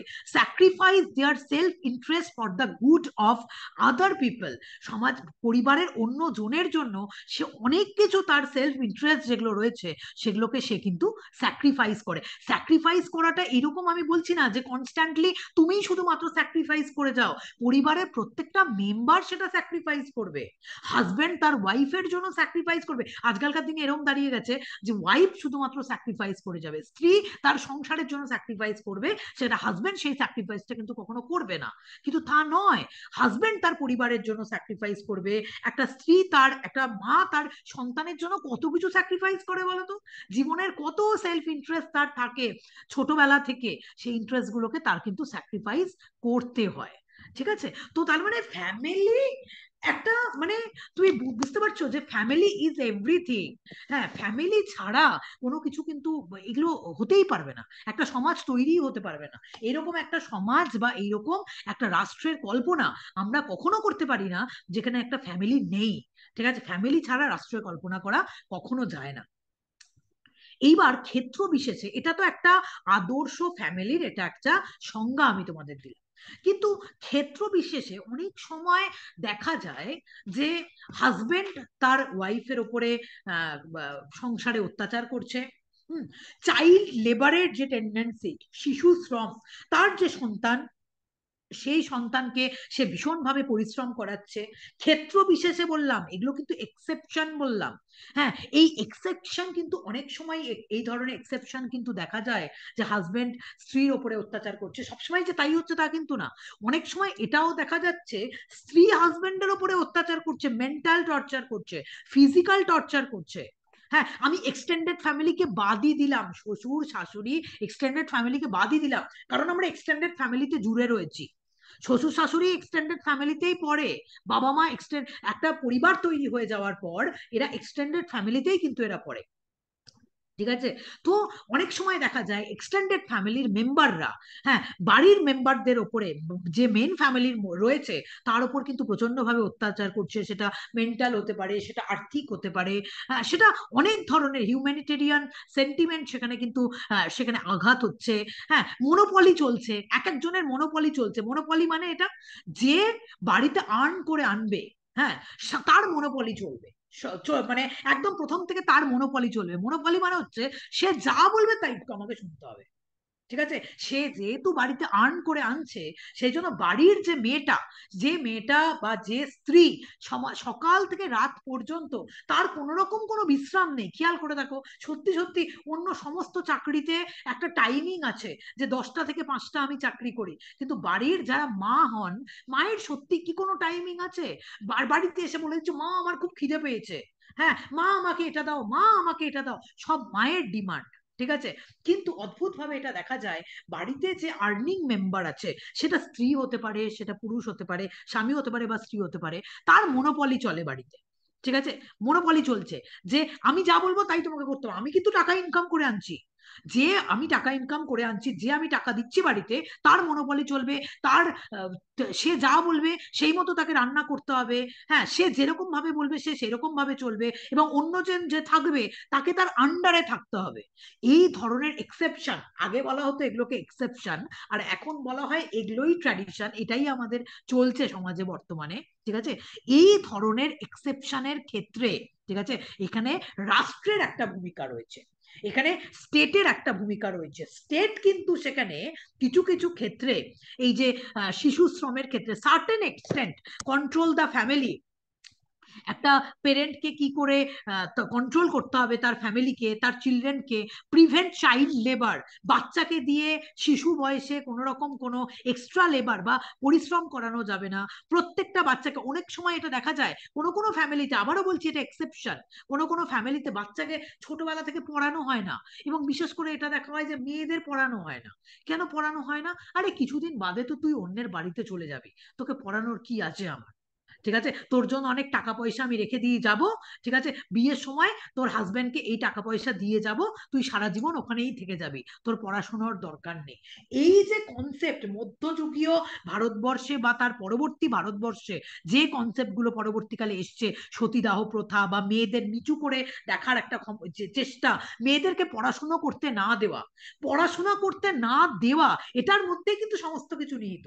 কেন বলতো? তোমাকে যদি পড়াশোনা করতে না দেয় তাহলে কি হবে? তুমি ইকোনমিক্যালি কোনোদিন ডেভেলপড হতে পারবে না, তুমি ইন্টেলেকচুয়ালি কোনোদিন ডেভেলপড হতে পারবে না। যে যখন তুমি ইন্টেলেকচুয়ালি ডেভেলপড হতে পারবে না, তোমার কথা কে শুনবে? তোমার ফ্যামিলি, তোমার সমাজ, তোমার কথা তো কেউ শুনবে না। হ্যাঁ, সুতরাং প্রথমেই তাকে মেরে দাও, প্রথমেই হচ্ছে তার পড়াশোনা তাকে ইয়ে করে দাও। ছোট বয়সে তুমি যদি তার বিয়ে দিয়ে দাও, 8 থেকে 10 বছর বয়সে বা 12 বছর বয়সে যদি তুমি বিয়ে দিয়ে দাও, তাহলে তাকে পড়াশোনা করাতে হচ্ছে না। আর যেই মাত্র পড়াশোনা করাতে হচ্ছে না, তার পরবর্তী ধাপগুলো এমনি এমনি এমনি এমনিই চলে আসছে, যে সে কোনোদিন ইকোনমিক্যালি ডেভেলপড হতে পারবে না। ঠিক আছে, পরবর্তী পরপর পরপর ধাপ, এবং এগুলো বাবা মায়ের মধ্যেও রন্ধ্রে রন্ধ্রে ঢুকিয়ে দেওয়া হয়েছে যে মেয়েরা কিন্তু বেশি দূর পড়াশোনা করবে না।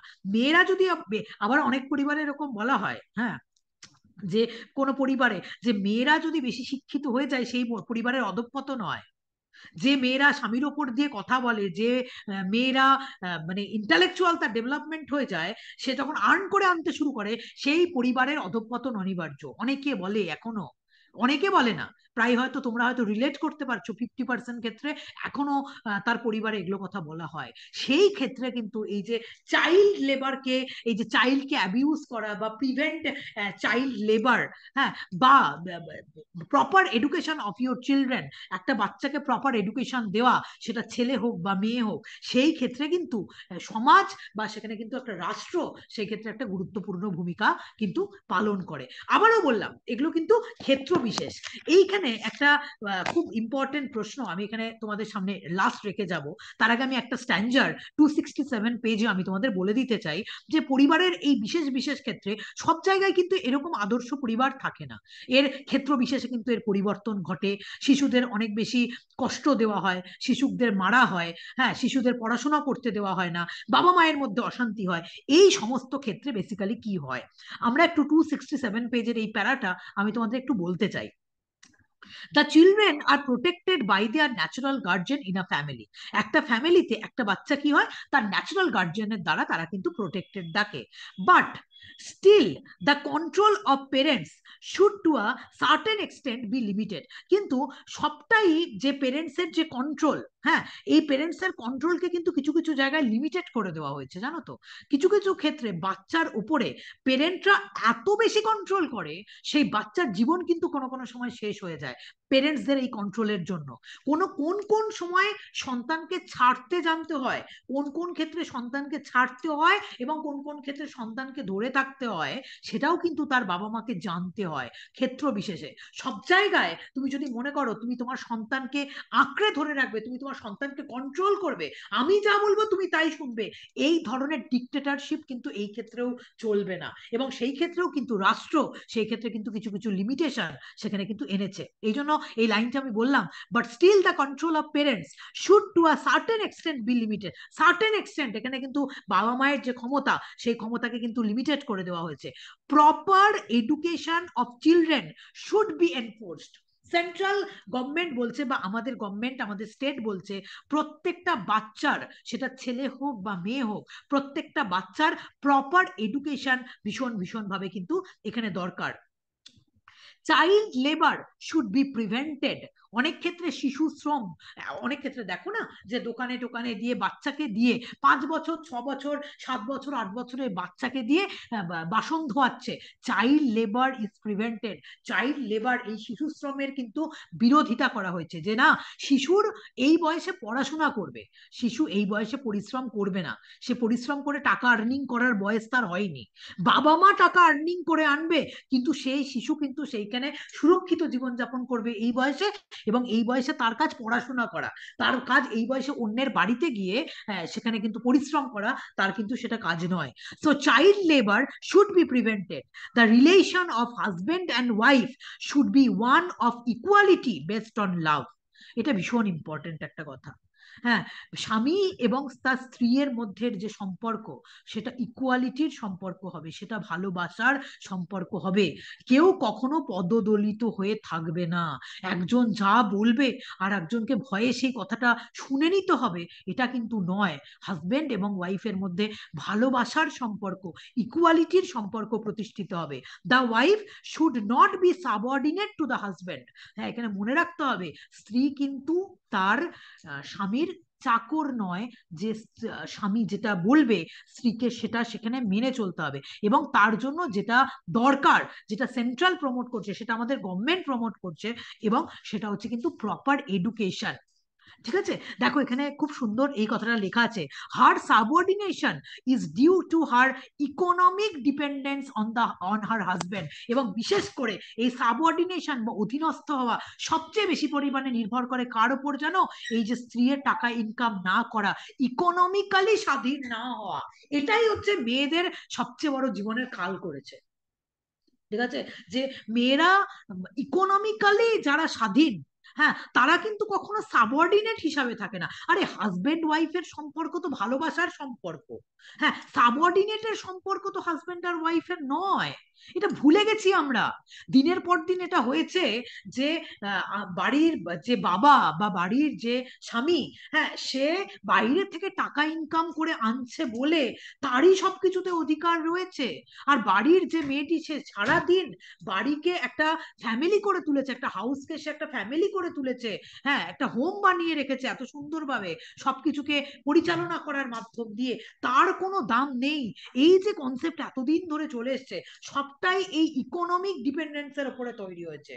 স্ত্রী স্বামীর উপর ইকোনমিক ডিপেন্ডেন্ট, এই কারণে স্বামী তার স্ত্রীকে সাবঅর্ডিনেট বলে মনে করছে, কিন্তু স্বামী স্ত্রীর সম্পর্ক সাবঅর্ডিনেটের সম্পর্ক নয়। হ্যাঁ, চাকর এবং ভৃত্যের সম্পর্ক, চাকর ভৃত্যের সম্পর্ক কিন্তু সেটা কখনো নয়। হ্যাঁ, মানে ওই মাস্টার অ্যান্ড স্লেভের সম্পর্ক কিন্তু কখনো নয়।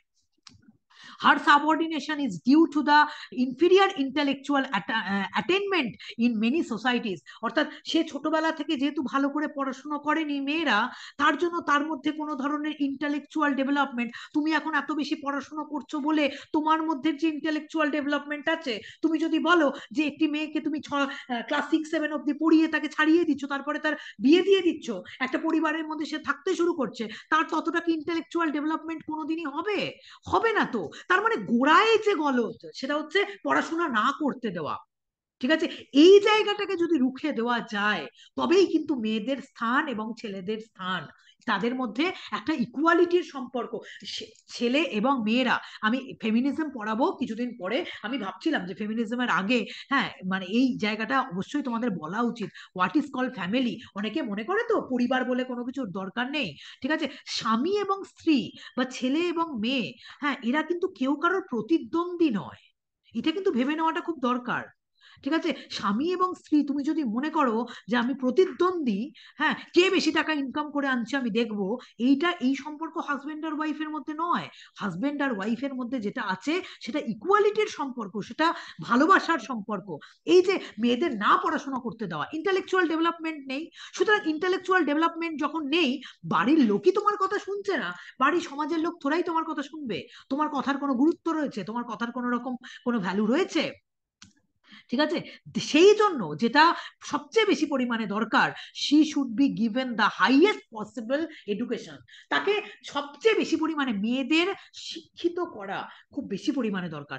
শিক্ষা দেওয়া মানে এটা নয়, হ্যাঁ, যে ছেলে এবং মেয়ে একে অপরের প্রতিদ্বন্দ্বী হয়ে যাচ্ছে, তারা একে অপরের ইকুয়াল হয়ে যাচ্ছে, কেউ কারোর কথা শুনবে না। বেসিক্যালি ব্যাপারটা তা নয়।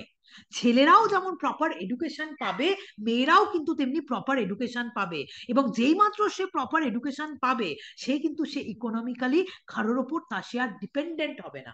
সে যেমন ইন্ডিপেন্ডেন্ট হবে, তার স্বামীও ইন্ডিপেন্ডেন্ট হবে। তারা যৌথভাবে, তারা ভালোবেসে, তারা একে অপরের সঙ্গে সংসার করবে, এবং তার সন্তান যে থাকবে, তুমি বলো তো সেই সন্তান কত সুন্দর একটা সন্তান, হ্যাঁ, সে তৈরি হতে পারে ভবিষ্যতের জন্য। তার দেশকে কত কিছু দেওয়ার ক্ষমতা সে নিয়ে তার তৈরি হবে। তার যে ইন্টেলেকচুয়াল ডেভেলপমেন্ট, তার যে মোরাল ডেভেলপমেন্ট, সে ওই মা বাবার কাছ থেকে পাবে, তার শিক্ষিত মা বাবার কাছ থেকে পাবে। হ্যাঁ, অনেক সময় এটা পরিবারে দেখা যায়, মা তোমার কথা আমি শুনবো না, কি তোমার কথা শুনবো? হ্যাঁ, ছোটবেলা থেকে সে দেখছে যে বাড়ির আদার্স মেম্বাররা তার মাকে কি করছে, অবহেলা করছে। ঠিক আছে, সে ছোটবেলা থেকে কি দেখছে, মায়ের অবহেলা। মাকে তার মানে সবাই অবহেলা করে, তার মানে আমিও আমার মাকে অবহেলা করতে পারি। হ্যাঁ, আমার বাবা যেহেতু মাকে অবহেলা করছে, বাড়ির আদার্স মেম্বাররা, দাদু ঠাকুমা যে আছে, সে মাকে অবহেলা করছে, সে তো ছোটবেলা থেকে ওটাই দেখে আসছে। তখন তার এটা মনে হচ্ছে যে আমিও মাকে অবহেলাই করব, তোমার কথা শুনবো না। ঠিক আছে, এই টেন্ডেন্সি গুলো তখনই তৈরি হচ্ছে। এবং তার জন্য যেটা দরকার, সেটা হচ্ছে একটাই জায়গা, প্রত্যেকটা মেয়ের জন্য আমি সেটা বলবো, ছেলে অবশ্যই, ছেলেরাও রয়েছে, মেয়ের জন্য এটা আমি বলবো, প্রপার এডুকেশন যতটা দেওয়া যায়, হাইয়েস্ট পসিবল প্রপার এডুকেশন কিন্তু ছেলে এবং মেয়ে প্রত্যেকের পাওনা কিন্তু অবশ্যই উচিত। And the family is the school of moral education. It evokes sympathy, love, fellow feeling. The attempt to destroy the family, হ্যাঁ, এইটা যারা আজকাল এটা বলে, মানে যে লাস্ট যে কথাটা না বললেই তোমাদের সাথে নয়, the attempt to destroy the family. হ্যাঁ, তোমরা যদি এটা মনে করো হ্যাঁ ফ্যামিলি বলে কোনো কিছু থাকবে না, হ্যাঁ দায়িত্ব কর্তব্য বোধ তো আমার থাকবে না বাবা, আমি যতদিন থাকবো বাবা নিজে আনন্দ করে থাকবো, হ্যাঁ আমি লিভ টুগেদার করব, যখন আছি তখন থাকলাম কোনো একজনের সাথে, তারপরে যখন মনে হবে তার সাথে আমার বনছে না তখন আমি সেখান থেকে বেরিয়ে চলে আসব।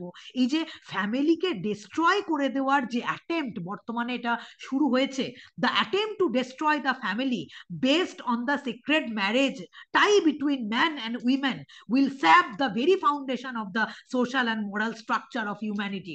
এই যে মনুষ্যত্বের যে সোশ্যাল অ্যান্ড মরাল স্ট্রাকচার পুরোপুরি ভাবে হিলে যাবে যদি না এই হাজবেন্ড এবং ওয়াইফের মধ্যে এই যে ম্যারেজ যে টাই যে সম্বন্ধ, এই সম্বন্ধ যদি নষ্ট হয়ে যায়, সবাই যদি মনে করে আমরা একে অপরের সঙ্গে থাকবো কিন্তু আমরা বিয়ে করব না, ঠিক আছে, এই কনসেপ্টটা বর্তমানে সমাজে এসেছে যে একে অপরের সাথে থাকবো, আমার বাবা দুজন দুজনের প্রতি কোনো দায়িত্ব কর্তব্য আমার কিছু নেই, থাকলাম আজকে দুদিন বাদে আমার মনে হলো আমার ভালো লাগছে না, ওর সাথে আমার সম্পর্কটা রাখার দরকার নেই, আমি বেরিয়ে চলে এলাম, ঠিক আছে। এই যে কনসেপ্ট, এই কনসেপ্টটা কিন্তু ওই আমাদের বলতে পারো হিউম্যানিটির মানবতার যে সোশ্যাল মোরাল ফাউন্ডেশন তাকে কিন্তু একটা চরম চরম আঘাত। মানে এই কনসেপ্ট যদি বর্তমানে প্রচলন হয়ে যায়, সর্বক্ষেত্রে প্রচলন হয়ে যায়, সবাই যদি এটা ভাবতে শুরু করে যে ম্যারেজ সিস্টেমের দরকার নেই, আমার প্রকৃত পরিবারের দরকার নেই, হ্যাঁ তাহলে কিন্তু আমাদের পুরো সমাজ ধ্বংস হয়ে যাবে, ঠিক আছে। খুব বেশি দিন সময় লাগবে না, আমাদের সমাজের যে কাঠামো, আমাদের সমাজের যে সিস্টেম, সেই সিস্টেম পুরোপুরি ডিস্ট্রয় হয়ে যাবে। শিশু সেই ক্ষেত্রে সবচেয়ে বেশি হ্যাঁ সুরক্ষিত অনুভব নিজেকে করবে না, ঠিক আছে। একটা সন্তান, সে সন্তান কোথায় থাকবে? একটা আমরা কেন বলি যে একটা সন্তানই হচ্ছে দেশের ভবিষ্যৎ, প্রত্যেকটা পরিবারের যে সন্তান সেই সন্তানই তো ভবিষ্যতে দেশের ভবিষ্যৎ, তারাই তো ভবিষ্যতে দেশকে এগিয়ে নিয়ে যাবে। সে যদি ছোটবেলা থেকে সেই অসুরক্ষিত জীবন যদি সে কাটায়, সে বড় হয়ে কোন ভালো পর্যায়ে যাবে? সে বড় হয়ে কোথায় সমাজের প্রতি দায়িত্ববান কেন সে হবে? হ্যাঁ, দায়িত্ববানের যে সংজ্ঞা, সেই সংজ্ঞা তো সে বাবা মায়ের কাছ থেকে শিখছে না, সে তো দেখছে বাবা বাবা মায়ের মতো, মা মায়ের মতো, বাবা মা বলে প্রকৃত কিছু থাকবে না। যদি এই ইনস্টিটিউশন, আমাদের ম্যারেজ যদি না হয়, পরিবার নামক যদি ইনস্টিটিউশন না থাকে, তাহলে সবচেয়ে বড় প্রশ্নটা এই জায়গাটাতে থাকবে যে এই দেশের যারা ভবিষ্যৎ যে সন্তান, হ্যাঁ যে বাচ্চারা যারা রয়েছে, তাদের ভবিষ্যৎ কোথায় থাকবে? The state should not and cannot take charge of all the children। প্রত্যেকটা বাচ্চার ভবিষ্যৎ হ্যাঁ আমাদের দেশের যে সরকার, সেই সরকারের হাতে কখনো থাকতে পারে না। তার মানে সেই বাচ্চাগুলোকে কে দেখাশোনা করবে? তুমি আমাকে বলো না। সেই বাচ্চার হোম, বাচ্চার ভবিষ্যৎ, হ্যাঁ বাচ্চার সিকিউরিটি, বাচ্চার পড়াশোনা, বাচ্চা দিয়েই তো আমরাও তো একসময় বাচ্চা ছিলাম।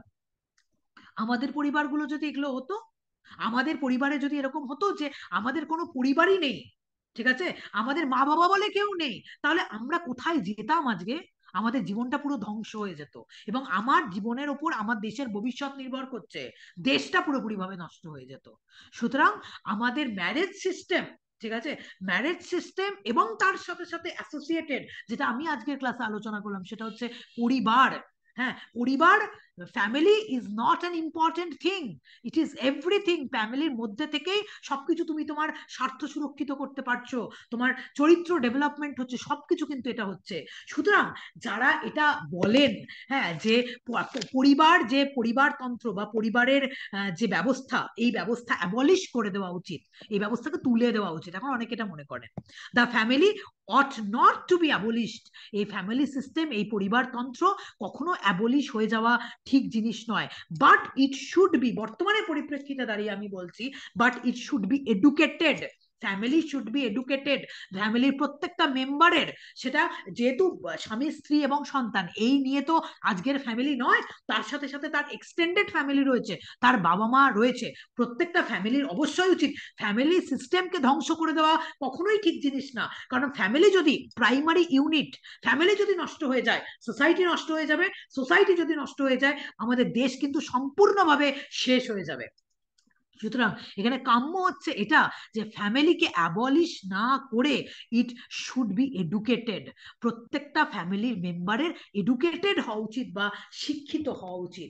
যখনই ফ্যামিলি শিক্ষিত হবে, এনলাইটেন্ড হবে বা রিফর্মড হবে, হ্যাঁ, ফ্যামিলি রিফর্ম যখন হবে, এনলাইটেন্ড যখন হবে, তখন কিন্তু কোনো একজন ফ্যামিলি মেম্বার অন্য ফ্যামিলি মেম্বারের উপর অত্যাচার করবে না। ঠিক আছে, তারা এটা ভাববে, তারা এটা পরিবার, তারা সকলেই সমান। এটা তখনই তারা ভাবতে শুরু করবে যখন তাদের প্রত্যেকটা ফ্যামিলি মেম্বার এডুকেটেড হবে। সুতরাং ফ্যামিলিকে অ্যাবলিশ না করে the parents ought to be educated. প্রত্যেকটা পেরেন্টকে, হ্যাঁ, সেটা দাদু ঠাকুমা বাবা মা যা আছে, প্রত্যেকটা পেরেন্টকে কিন্তু এডুকেটেড হতে হবে, হ্যাঁ, and taught to look after the intellectual and moral welfare of their child properly. এবং তারাই একমাত্র তার চাইল্ডকে প্রপার ডেভেলপমেন্ট দিতে পারবে। ঠিক আছে, তার চাইল্ডকে প্রপার গাইডেন্স দিতে পারবে, তার ওয়েলফেয়ারের কথা ভাবতে পারবে। ওই বাড়ির মধ্যে থেকে, হ্যাঁ, স্বামী স্ত্রীর ওপর অত্যাচার করছে বা শাশুড়ি বউয়ের ওপর অত্যাচার করছে, বউ শাশুড়ির ওপর অত্যাচার করছে, এগুলো তৈরি হয় আনএডুকেটেড ফ্যামিলি থেকে। এডুকেশন যেখানে প্রপার ইয়েতে না থাকে, তারা জানে না, ঠিক আছে, তারাই কিন্তু সেই জায়গাতেই কিন্তু এই প্রবলেমের সূত্রপাত হয়। এবং বেশিরভাগ ক্ষেত্রে আজকের দিনে দাঁড়িয়ে 60% পরিবারে এই ধরনের প্রবলেম কিন্তু তারা আজও ফেস করে। এবং অনেক ক্ষেত্রে এটা দেখা যায়, এটা শুদ্ধ দেখা যায়, বহুল প্রচলিত সিস্টেম তো, এই সিস্টেম থেকে মানুষের চিন্তা ভাবনা বেরিয়ে আসতে অনেক সময় লাগে। হ্যাঁ, কোনো মেয়েরা যারা বাইরে চাকরি করছে, ঠিক আছে, বাইরে চাকরি করছে, তারা টাকা ইনকাম করে আনছে, হ্যাঁ, economically they are independent, but তবুও বাড়িতে এসে তাকে কিন্তু বাড়ির সমস্ত কাজ গুছিয়ে সবার মন জুগিয়ে তবে তাকে চাকরি করতে যেতে হচ্ছে। ঠিক আছে, এর সমস্ত কারণ গোড়া, যেটা গোড়াকে তুমি যদি ঠিক করতে পারো তবে তোর গাছ বড় হবে। ওই গোড়া হচ্ছে কিন্তু তোমার এডুকেশন, শিক্ষা। প্রপার শিক্ষিত শুধু তোমাকে হলে হবে না, বাড়ির প্রত্যেকটা মেম্বারকে প্রপার শিক্ষিত হতে হবে, তাকে এডুকেটেড হতে হবে। তবেই তার এই চিন্তা ভাবনা গুলোকে সমূলে সেখান থেকে বিনাশ করা কিন্তু সম্ভব হবে। সুতরাং যেটা দরকার সেটা এডুকেশন, যেটা দরকার সেটা এডুকেশন, সেটা পরিবারকে তুলে দেওয়া নয়, ম্যারেজ সিস্টেমকে তুলে দেওয়া নয়। ম্যারেজ কি করে, ঠিক আছে, ম্যারেজ দুটো সম্পর্কের মধ্যে বা দুটো মানুষের মধ্যে দায়িত্ব কর্তব্য, ভালোবাসা, দায়িত্ব কর্তব্য, সেলফ স্যাক্রিফাইস। তোমার জন্য আমি নিজেকে স্যাক্রিফাইস করছি বা তুমি আমাকে, তো আমার জন্য তোমাকে নিজেকে স্যাক্রিফাইস করছো। দুজনের ভালোবাসা, কম্প্যাশন, আন্ডারস্ট্যান্ডিং, কম্প্রোমাইজ, এই সমস্ত কিছু দিয়েই কিন্তু একটা পরিবার তৈরি হয়। সবসময় পরিবার কিন্তু এটা নয়, হ্যাঁ, যে আমি আমার সব স্বার্থ আমার পরিবারে পূরণ করব না, আমাকেও কিছুটা স্যাক্রিফাইস করতে হবে। আমি সবটা করে ফেলবো তা নয়, আমি কিছুটা করে কিন্তু একটা পরিবার কিন্তু প্রপারলি সেখানে তৈরি হয়। সুতরাং যারা বর্তমান যুগে দাঁড়িয়ে এটা মনে করে পরিবারের কোনো প্রয়োজন নেই, যা খুশি তাই আমি করব, অনেক কিছুই আমি এখানে ক্লাসে আলোচনা করতে পারছি না, কারণ এটা প্রচুর সমালোচনার জায়গা হয়ে যাবে, যে একজন টিচার হয়তো এগুলো কি করে বলছেন, কিন্তু খুব যুক্তি বুদ্ধি দিয়ে আমি এটা বলছি। 3000 বছর ধরে যে সিস্টেম চলে আসছে, পরিবার সিস্টেম বা সোসাইটি, সোসাইটির বাইরে গিয়ে কিছু হয় না, যা করতে হবে তোমাকে সোসাইটির মধ্যে থেকেই করতে হবে। এবং আগে যারা সোশিওলজিস্ট যারা ছিলেন, যারা ফিলোসফার যারা ছিলেন, অত্যন্ত সাইন্টিফিক ভাবে এগুলো তৈরি করেছেন। দু একটা ইনস্ট্যান্স দেখে তুমি যদি ভাবো যে পরিবারের কোনো প্রয়োজন নেই, ম্যারেজ সিস্টেম তুলে দেওয়া উচিত, বিয়ে করে কি লাভ, লিভ টুগেদারই করে যাব, যখন ইচ্ছা হয় ছেড়ে চলে যাব, না, যখন ইচ্ছা হয় তুমি ছেড়ে চলে যেতে পারবে না। ঠিক আছে, হ্যাঁ, সবকিছু যেটা প্রয়োজন, মানে মেনলি যেটা এখানে দাঁড়াচ্ছে সেটা হচ্ছে শিক্ষা, প্রপার এডুকেশন। সুতরাং সবার দরকার, তোমার দরকার। আর আমরা শিক্ষিত হলে আমার পরিবার শিক্ষিত হবে, আমার সন্তান শিক্ষিত হবে, উন্নত মনস্ক হবে। আমার সন্তান আমার মাকে ছোট করে, মাকে সে ছোট করে দেখবে না কখনো, কারণ সে দেখেনি কিন্তু, ঠিক আছে, ছোটবেলা থেকে। সুতরাং যা হচ্ছে আহ সবটা, আমার কথা শুনতে পাচ্ছ তো তোমরা? আমার ইন্টারনেট কানেকশনটা একটু ইনস্টেবল দেখালো, শোনা যাচ্ছে আমার কথা? হ্যাঁ ম্যাম, শোনা যাচ্ছে। আচ্ছা, যাই হোক, যেটা আমরা লাস্ট বলছিলাম যে family, family family is everything. ঠিক আছে, ফ্যামিলি ছাড়া কখনোই আমরা কিন্তু চলতে পারবো না। এবং এই ফ্যামিলি তৈরি হওয়ার জন্য যেটা দরকার সেটা কিন্তু ম্যারেজ, সেটা কিন্তু বিবাহ সম্বন্ধে আবদ্ধ হওয়া। বিবাহ মানে দুজন দুজনকে ভালোবাসা, দুজন দুজনকে একসাথে থাকা, চাওয়া পাওয়ার সম্পর্কের ব্যতি রেখেই একসাথে থাকা, আহ অনেকটা পরিমাণে স্যাক্রিফাইস দুজনের তরফ থেকেই, হ্যাঁ, এবং একটা মানে একটা শিশুর সুন্দর জীবন উপহার দেওয়া, এটা কিন্তু খুব দরকার। একটা সুন্দর একটি শিশু যার মেন্টাল ডেভেলপমেন্ট, ইন্টালেকচুয়াল ডেভেলপমেন্ট, সব ডেভেলপমেন্ট তার পরিবারের মধ্যে থেকেই সম্পন্ন হয়। এবং সেই ডেভেলপমেন্টটা হলেই তো সেই শিশুটা আমাদের দেশের জন্য কিছু করতে পারবে, তার পরিবারের জন্য কিছু করবে। সবটাই কিন্তু এই পরিবার থেকেই সূত্রপাত হয়। সুতরাং পরিবারকে অ্যাবলিশ করে দিয়ে কোনোদিনই কিন্তু কোনো কিছু জীবনে অ্যাচিভ করা যায় না। পরিবার যদি অ্যাবলিশ হয়ে যায়, আমাদের সমাজ ধ্বংস হয়ে যাবে, আমাদের দেশ কিন্তু ধ্বংস হয়ে যাবে। আর সবচেয়ে বড় কথা, একটা শিশুর যে ভবিষ্যৎ, এই ভবিষ্যৎ কিন্তু পুরোপুরিভাবে অসুরক্ষিত হয়ে যাবে। আর একটা অসুরক্ষিত শিশু, তুমি বুঝতে পারছো? হ্যাঁ, তার খাওয়ার ঠিক নেই, তার থাকার ঠিক নেই, তার বাবার ঠিক নেই, তার মায়ের ঠিক নেই। ঠিক আছে, সেই শিশুর ভবিষ্যৎ কি হতে পারে? এটা তোমাদের কাছে আমার একটা বড় প্রশ্ন। তাহলে তোমরাই নিজেরা এটার উত্তর দিতে পারবে যে একটা পরিবারের গ্রহণযোগ্যতা কতদূর। ঠিক আছে, আর আমরাও যদি এটা ভেবে বসে থাকি যে আমি বিবাহ করবো না, আমার দরকার নেই, আমি সারা জীবনে এরকম থাকবো, সবাই যদি এটাই ভাবতে শুরু করে, খেয়াল করে দেখো না, তোমার এই ভাবনাটা যদি সকল মানুষের মধ্যে এই ধরনের ভাবনা আসে, সকল ছেলে বা সকল মেয়ের মধ্যে, আমি বিবাহ করবো না, আমার বিবাহের দরকার নেই, তাহলেও তার পরবর্তীটা কি হবে, সেটা পরবর্তীটা ভাবলে তোমরা কিন্তু আতঙ্কিত হয়ে উঠবে। হ্যাঁ, তাহলে কিন্তু যেটা পরিবার, social political institution, man is political animal, মানুষের সমস্ত কিছু জৈবিক চাহিদা, হ্যাঁ, তার পরিতৃপ্তি, তার সেলফ রিয়ালাইজেশন, আত্মোপলব্ধি, হ্যাঁ, সেটা কিন্তু পরিবারের মধ্যে থেকেই সম্ভব। সেটা তোমরাও কিন্তু আমার বৃহত্তর পরিবার, যার মধ্যে থেকে আমার আত্মোপলব্ধি হয়, আমার সেলফ রিয়ালাইজেশন হয়, আমার ক্লাসের পর একটা স্পিরিচুয়ালিটি অনুভব হয়, যেটা অন্য কোনো কিছু দিয়ে সারা দিনের মধ্যে সেই স্পিরিচুয়ালিটি আমার অনুভব হয় না, যেটা কিন্তু পড়ানোর মাধ্যম দিয়ে। তোমরা না থাকলে আমি কাকে পড়াতাম? খুব সোজা, খুব সোজা হিসাব, যে মানুষ কখনো একাকী সাস্টেন করতে পারে না। ঠিক আছে, lonely person is unable to sustain himself. ঠিক আছে, সুতরাং তোমরা যদি না থাকতে তাহলে আমি কোথায় থাকতাম? আমার টিচার সুলভ যে সত্তা, একটা মানুষের মধ্যে অনেক সত্তা থাকে, আগেকার দিনে এগুলো খুব বলতো। হ্যাঁ, একটা স্ত্রীর মধ্যে মেয়ের ধর্ম আছে, একটা স্ত্রী মেয়ে হবে, হ্যাঁ, মা হবে, বোন হবে, একটা ছেলে কি হবে সেটা বলতো না কেউ। হ্যাঁ, এগুলো বলতো, মেয়েদের উপরে এগুলো চাপিয়ে দেওয়া হতো। সত্যি সত্যি একটা মেয়ের যেমন এতগুলো সত্তা রয়েছে, একটি ছেলেরও কিন্তু এতগুলোই সত্তা রয়েছে।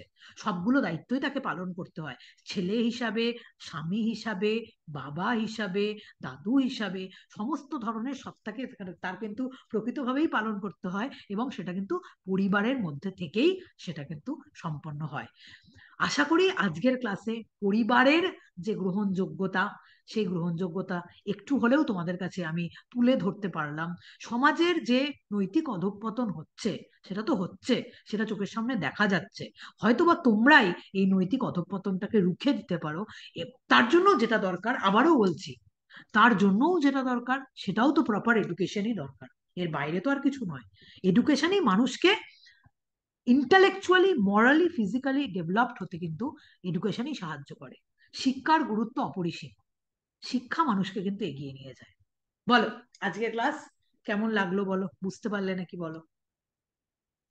পরিবার নিয়ে, পরিবারের গ্রহণযোগ্যতা ক্লিয়ার হলো নাকি বলো? রাবিয়া, দারুণ ম্যাম। আর বাকিদের কনসেপ্ট ক্লিয়ার হলো? হ্যাঁ ম্যাম, ক্লিয়ার হয়েছে ম্যাম। Ma'am clear. বলছি যে ওই বহু বিবাহ প্রসঙ্গে একটা জিনিস আমার মনে হলো, যে বহু বিবাহে সন্তানের নিরাপত্তা তো একটু গন্ডগোল হয়েই যায়, মানে থাকে না। প্লাস নিজেদের হ্যাঁ, মধ্যেও, স্বামী স্ত্রীর মধ্যেও সম্পর্কটা নিরাপত্তাহীনতায় ভোগে, তাই হ্যাঁ, না, সেটা তো বহু থাকে। বিবাহে। হ্যাঁ, থাকে। হ্যাঁ, কেউ একজন মানে কিছু সন্তান লিখলো, তো দাঁড়া, আমি দূরের কথা। আমি একটু একটু দেখে নিই। কে লিখলো? ম্যাম, আমি আমার হাজবেন্ডকে নিঃস্বার্থভাবে ভালোবাসি, মোশরাফা, কিন্তু সে বুঝতে চায় না। বুঝেছি। এইটাই তো হয় না, এটাই তো, আমি তো বুঝি এই বিষয়গুলো, আমি তো বুঝতে পারি এই বিষয়গুলো। মোশরাফা লিখছে যে ম্যাম, আমি আমার হাজবেন্ডকে নিঃস্বার্থভাবে ভালোবাসি, কিন্তু সে বুঝতে চায় না আমায়। এই হয়তো না বোঝাটাও হয়তো বা ইকোনমিক ডিপেন্ডেন্স থেকেই হয়তো তৈরি হয়েছে দীর্ঘদিন ধরে। এই চিন্তা ভাবনা, এই চিন্তা ভাবনা সে তার পরিবারের থেকে পেয়েছে, তার পরিবার তার পরিবারের থেকে পেয়েছে।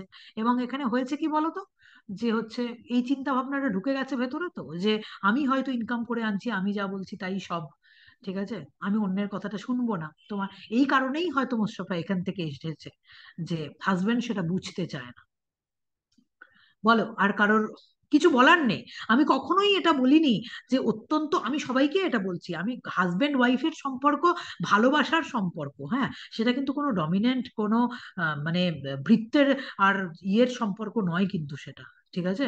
সুতরাং আহ, অত্যন্ত কষ্ট পাওয়া সেটাও কখনো ঠিক জিনিস না, কারণ আমি মনে করি একটা মানুষের জীবন একটাই, ঠিক আছে? সেই মানুষের সেই জীবনটাকে না খুব সুন্দরভাবে বাঁচা উচিত। সারা জীবনে তুমি যদি ভাবো যে কোনো একটা জায়গায় থাকলে তুমি কষ্ট পাবে, ঠিক আছে, কারণ অপোজিটকে তুমি অনেক বোঝানোর চেষ্টা করেছো কিন্তু তারা বোঝেনি, তারা দিনকে দিন তোমার উপর অত্যাচারই করেছে, হ্যাঁ, তারা তোমার কথা বুঝতে পারেনি, আমি বলবো এখান থেকে বেরিয়ে আসা অনেক দরকার, ঠিক আছে? কারণ প্রত্যেকটা মানুষের ভালো থাকাটাও খুব দরকার। হ্যাঁ, সারাটা জীবনই সে ভীষণ ভীষণ কষ্ট পেয়ে যাবে, হ্যাঁ, এটাও কাম্য জিনিস না। হ্যাঁ, হাজবেন্ড তার ওয়াইফের সাথে ভালোবাসার সম্পর্ক মানে হাজবেন্ড তার ওয়াইফকে নিঃস্বার্থভাবে ভালোবাসবে, আর ওয়াইফ তার হাজবেন্ডকে নিঃস্বার্থভাবে ভালোবাসবে। তাদের মধ্যে সেই জায়গাটা, সেই বন্ডিংটা তাদের মধ্যে থাকবে। যদি সত্যিই প্রকৃত দেখা যায় যে একতরফা থেকে সেই বন্ডিংটা নেই, ঠিক আছে, যদি মনে হয়, যদি অনেক দীর্ঘায়িত ব্যাপার দেখো যে এরকম নেই, তাহলে আমার মনে হয় সারাটা জীবনে কষ্ট পাওয়ার চেয়ে বা দুঃখ পাওয়ার চেয়ে বেরিয়ে আসাটাও সেখান থেকে শ্রেয়। হ্যাঁ, কিন্তু অবশ্যই তার আগে যেটা দরকার সেটা তো মানে সংসার টিকিয়ে রাখা বা ফ্যামিলিকে টিকিয়ে রাখা, পরিবারকে টিকিয়ে রাখা, সেটাও কিন্তু অনেক বড় বিষয়। হ্যাঁ, সেটাও কিন্তু সবাই পারে না। সত্যি অনেক অ্যাডজাস্টমেন্ট, অনেক কম্প্রোমাইজ, অনেক স্যাক্রিফাইস করতে হয় তার জন্য, একটা পরিবারের জন্য। হ্যাঁ, কিন্তু এটা দেখে নেবে যে এই স্যাক্রিফাইসটা যেন একতরফা না হয়, এই স্যাক্রিফাইসটা যেন দুতরফাই হয়, হাজবেন্ডের দিক থেকেও হয়, ওয়াইফের দিক থেকেও যেন এই স্যাক্রিফাইসটা হয়। যদি সেটা হয় তাহলেই সেটা একটা আদর্শ, একটা বাড়ি তৈরি হবে, আদর্শ ফ্যামিলি সেখান থেকেই কিন্তু তৈরি হবে। একজনের স্যাক্রিফাইস দিয়ে হবে না কিন্তু সেটা, কোনোদিনই হবে না সেটা। যাই হোক, অনেক কিছু বলে ফেললাম, অনেকে অনেক কিছু আমাকে ভাবতে পারেন, বুঝতে পারেন, যেহেতু আজকে ক্লাসটা আমার ইউটিউবে যাবে এই জন্য আমি বললাম। কিন্তু সত্যি সত্যি পরিবার পরিবারই হয়, ম্যারেজ ম্যারেজই হয়।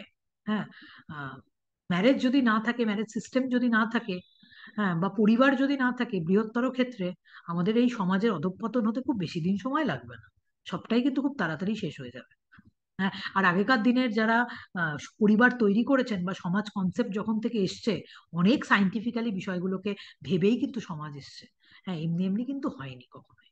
হ্যাঁ, প্রত্যেকটা মানুষ যদি নিজেদের ব্যক্তি স্বার্থই শুধু সুরক্ষিত করতো, বাড়ির কথা যদি না ভাবতো, হ্যাঁ, তাহলে কিন্তু এই সমাজ তৈরি হতে পারতো না কখনো। সমাজ তৈরি হয়েছে কিন্তু মানে একে অপরের যে ফেলো ফিলিংস, হ্যাঁ, সেখান থেকেই কিন্তু সমাজ তৈরি হয়েছে। আর এই ফেলো ফিলিংসটা প্রথম তৈরি হয় পরিবারের হাত ধরে। পরিবার না থাকলে, শুধু একটাই কথা, সবকিছুর মধ্যে থেকে আমার একটাই কথা মনে মনে আসছে, পরিবার না থাকলে একটা শিশুর ভবিষ্যৎ অন্ধকার। শুধু এইটুকু কথা বলে আমি শেষ করবো, যে একটা পরিবার না থাকলে একটা শিশুর ভবিষ্যৎ অন্ধকার, শিশুর আর কিছু থাকবে না। কারণ রাষ্ট্র তোমার দায়িত্ব নেবে না, সরকার তোমার দায়িত্ব, সরকার প্রত্যেকটা শিশুর দায়িত্ব নেওয়ার ক্ষমতা সরকারের নেই, ঠিক আছে, ক্ষমতাই নেই, তুমি তো বুঝতেই পারছো বৃহত্তর অর্থে সরকারের ক্ষমতাই নেই প্রত্যেকটা শিশুর সে দায়িত্ব নেবে। সুতরাং শিশুর দায়িত্ব তার বাবা মায়েরই থাকা উচিত।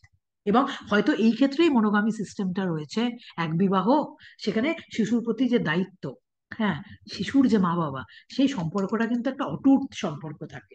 সেটা গত সময়েও ছিল, এখনো আছে, এবং ভবিষ্যতেও সেটা থাকবে। এর কিন্তু কখনো অন্যথা হবে না, এটা কিন্তু ভেবে দেখার মতো বিষয় আছে।